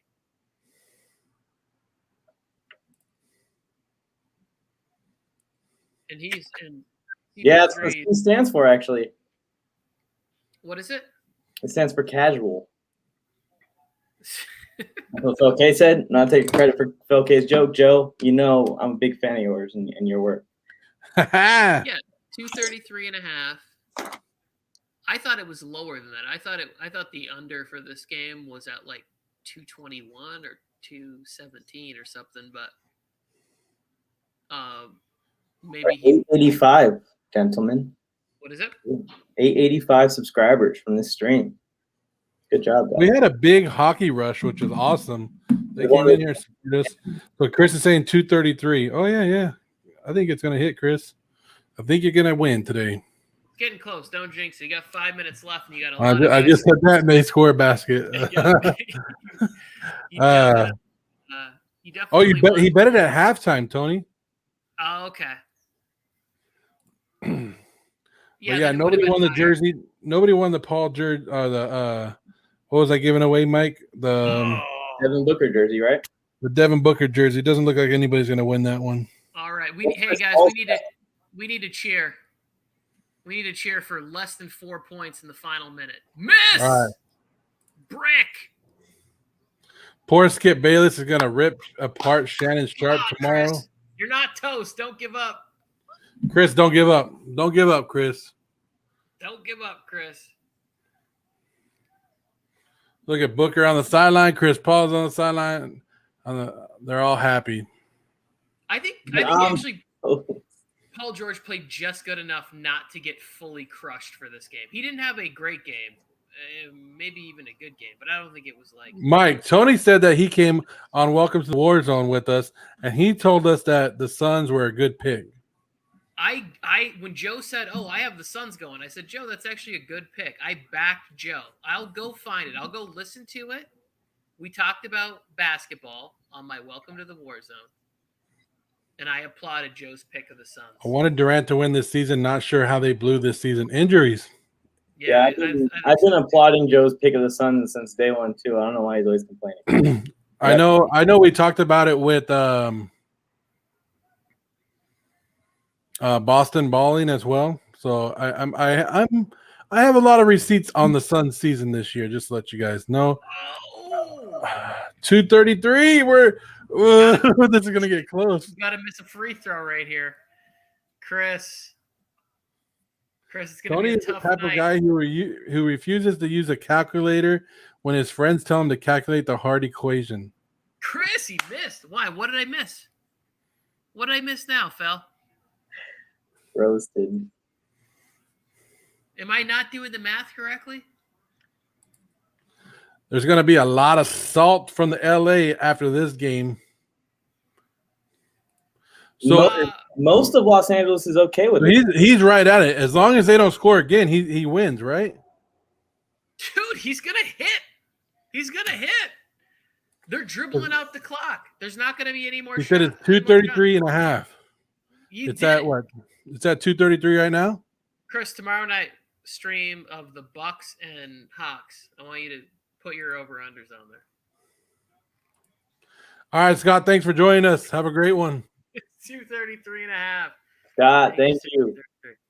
He's been good. He's been in the chat the whole game. Chris. Yeah, Chris. Thank you, Scott. You got the 0.5. He did. He got the hook. Damn, man. Barely.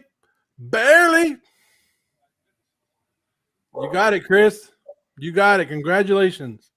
You bet that at halftime and you got it. Here for it. Take that $80. There you go.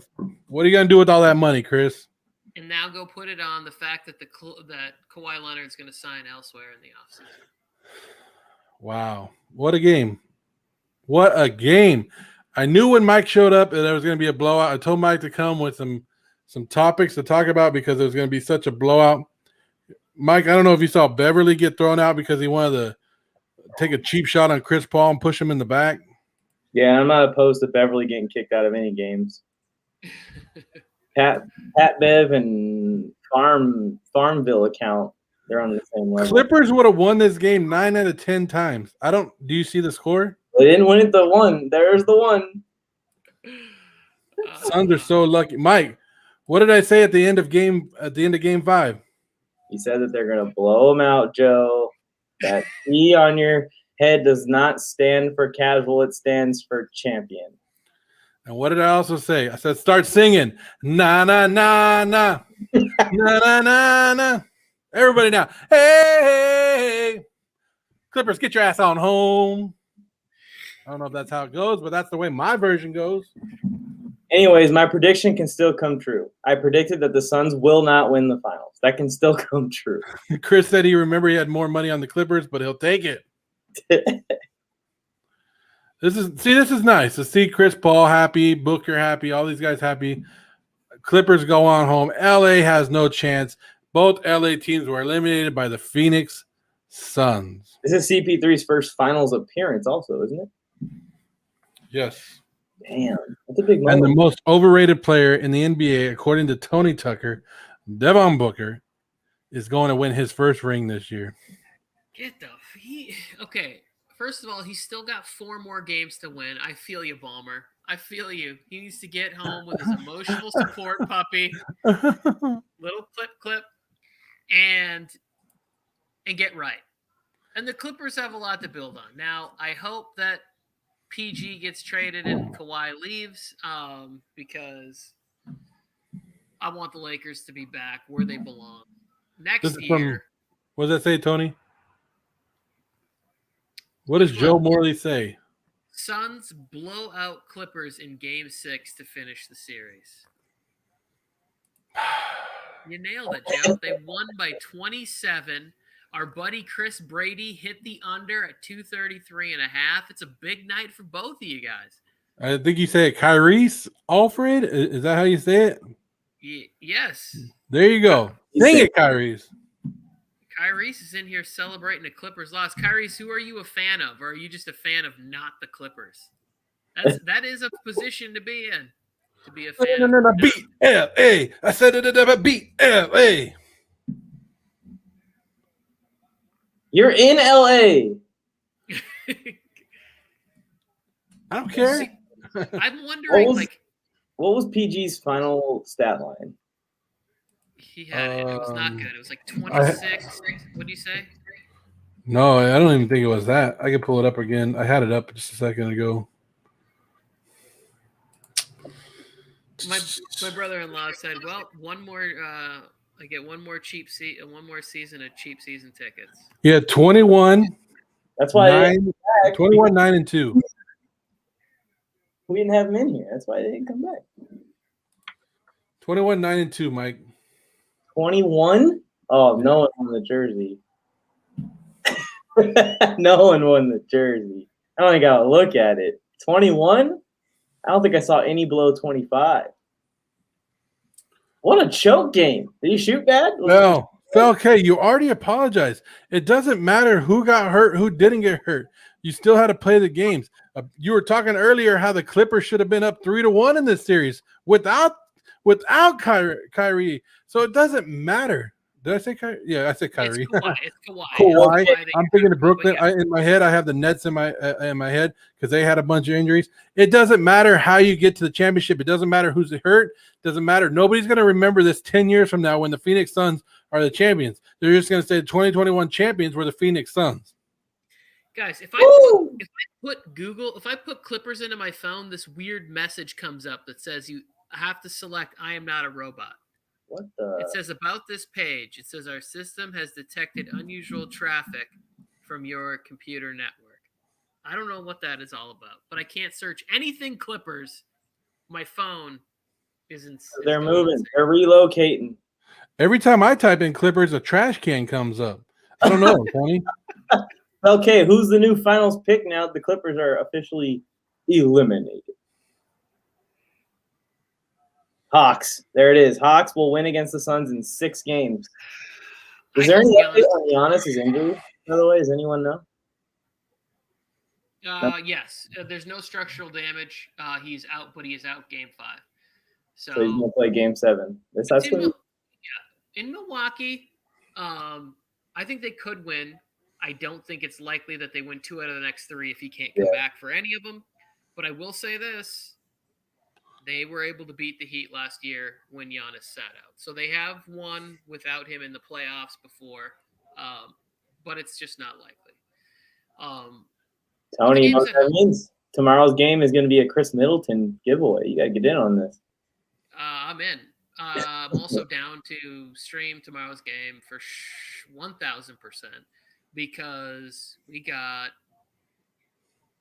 possibly no Trae Young and no Giannis. The finals of the role players. This is what we're getting ready for. And you guys think that the finals or any NBA game is more entertaining than Super Bowls? I think the game 7 of whatever sport to me is. I also would say this, and I know nobody's going to agree with me on this, but I love a 5th set of a tennis final. You give me a 5th set at Wimbledon, Australian Open. I'm in for it. US Open under the lights.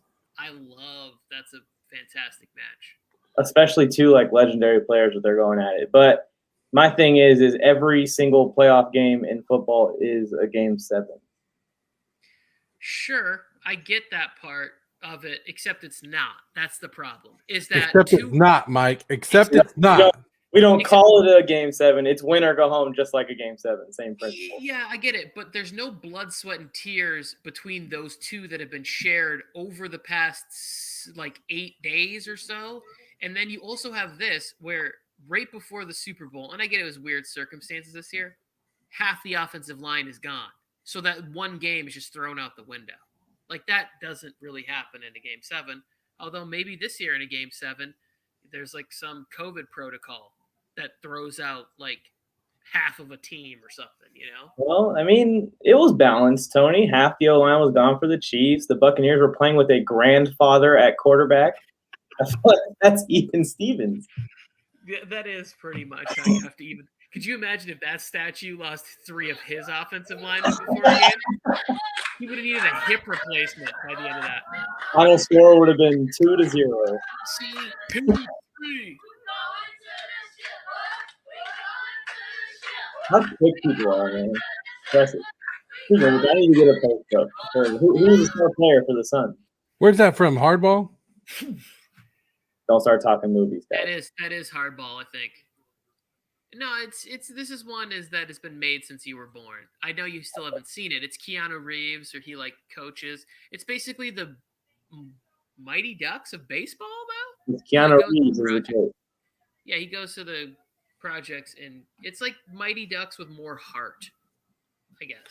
Yeah, and you would cry when you know about G Baby. Oh, that's a killer right there. Don't even bring that up. Don't even bring that up. I yelled at Sammy Sosa one time. Chris is in Brooke Lopez level. Felke, why do you do this to me? I'm pushing the buttons on purpose a little bit. Yeah. I love Felke though. I like Felke too. He's Nah, I don't care what you guys say. I don't care what Felke says about me. He apologized. He came and apologized. He got a man. That's awesome. I wouldn't apologize to him if the Clippers would have came back and won. There's no way. The only viewer I've ever ran into that I don't want to ever see again was in this stream, and that was Farmville State Farm double check account. Did not like it. Speaking of State Farm, like, do you think that they shot a CP3 commercial where they have these new ones out where it's like, you body turns into a basketball, you turn into cardboard cutout? Do you think they have one where it's like, you turn into the Larry O'Brien trophy? And it's like, That's what I was gonna say too. I was thinking about that. I don't know if we were working together yet, Tony. I made a little TikTok skit where like Patrick Mahomes and Aaron Rodgers are walking on set to like work. This is before the NFC and AFC championship game, so both of them potentially could have went to the Super Bowl, but they were going on set to film the Super Bowl commercial. yeah. I was like, this would be interesting if they filmed a commercial with Mahomes and Rodgers, and somehow they ended up playing each other in the Super Bowl. I don't know if directors have that kind of hindsight to do it. No, they definitely do. I've never been on their level, obviously, but I definitely shot commercials that never aired for things in case it worked out a certain way, right? Or like, even for like Budweiser, it was like, hey, we need fans of this team and whatever. And it was like, if you book it, you could be in this situation, but then your team doesn't make it, and all of a sudden you lose out on thousands of dollars. It's like, what a double whammy that bullshit is. Well, then, while the Suns wait for this other series to end, State Farm should get on it because that would be a pretty awesome pretty awesome commercial. But then they're gonna jinx him. Oh my goodness, Joe's can you see this? He just yelling. leaves himself on here to celebrate. He's so high. I tried to unmute him, but it wouldn't let me. I guess when he mutes, I You can't unmute me because I muted myself, Mike. It would have been funny though if I would have unmuted him like halfway through his rant. Clipper fans, I told you you guys suck. LA has nobody in the NBA Finals. Los Angeles basketball season over thanks to who? Chris Paul and the Phoenix Suns. Phoenix Suns go. I can mute him now, though. There we go. We can even kick him off the screen if we want to. Paul, Booker, Ayton, whoever you want, because it's Phoenix Suns. You're going to be holding that trophy at the end of the year. That's a sneak peek at the newest TikTok that I'm going to put up right now so you guys can all see that. Clippers suck again. Well, when have they stopped sucking? But Clippers didn't do it. What happened right here with Chris? You guys want to hear another funny story that happened to me at the gym tonight? Yeah, go ahead, Mike. Yeah. All right, here we go. So I was stretching in the stretch room, watching the Clippers game, listening to your guys' stream. And then I started doing some push-ups. But then when I got up from my push-ups, I looked up at the screen, and Paul George had just missed a shot. I'm obviously rooting against the Suns, but not rooting for the Clippers like Tony Tucker is. So I did say an expletive, like, damn, he's playing bad, or it might have been a different word. And this, like, really polite little, like, small little woman came up to me and, like, tapped me in my shoulder and said, excuse me, this room's reserved for yoga only. Like, oh, I'm out here yelling F-bombs while they're doing yoga behind me. Oh, you took away from their peace and tranquility. You ruined their night. Why they have the Clippers game on while they're doing yoga was my first thought. Oh, yeah, I agree. Turn it off then if you don't want a crazy sports fan watching it while he's also stretching. Isn't this the same guy that went to the gym and they turned the basketball game off last week? That was Karen, or a Karen. That was like an older woman. This was like a younger woman. She was like a fitness trainer or something, I'm assuming, because she was like the leader of the class. All I know is I'm excited about this. I appreciate everybody who turned in. We had a great live. We were live on Twitter, Twitch, YouTube. Chris, Brady, thanks for tuning in. We will be live tomorrow if you subscribe. I don't know if you already subscribed, but we will be live tomorrow. We got Sports Force, which is like our topic where we just talk about every topic around the world of sports. We got that at 1 p.m. Pacific time. What is that? 4 p.m. Eastern time. And then we have the Hawks game. So Chris, we'd love to see you join us tomorrow. Come on right back. Let us know what you're betting. We'll root for your bets again. Congratulations on your win. It came down to the wire, but whoo. Felke, real quick. Last year, Miami Heat, no Giannis in the game, and my man Chris Middleton went for 36, 8, and 8 without Giannis, and they won their only playoff game against the Miami Heat. Suck it, Felke. That's Yeah, okay, suck it. And on that note, see ya. Oh, Joe, you suck, man. You were supposed to be prepared to hit it out. Chris, I'm really glad we met Chris, too. Do it again. Do it again. I'm ready. Do it again. Oh, and on that note, see ya. Warning. Warning. Warning. Get ready to rumble. Step into the war zone. Step into the war zone. Step into the war zone. Step into the war zone.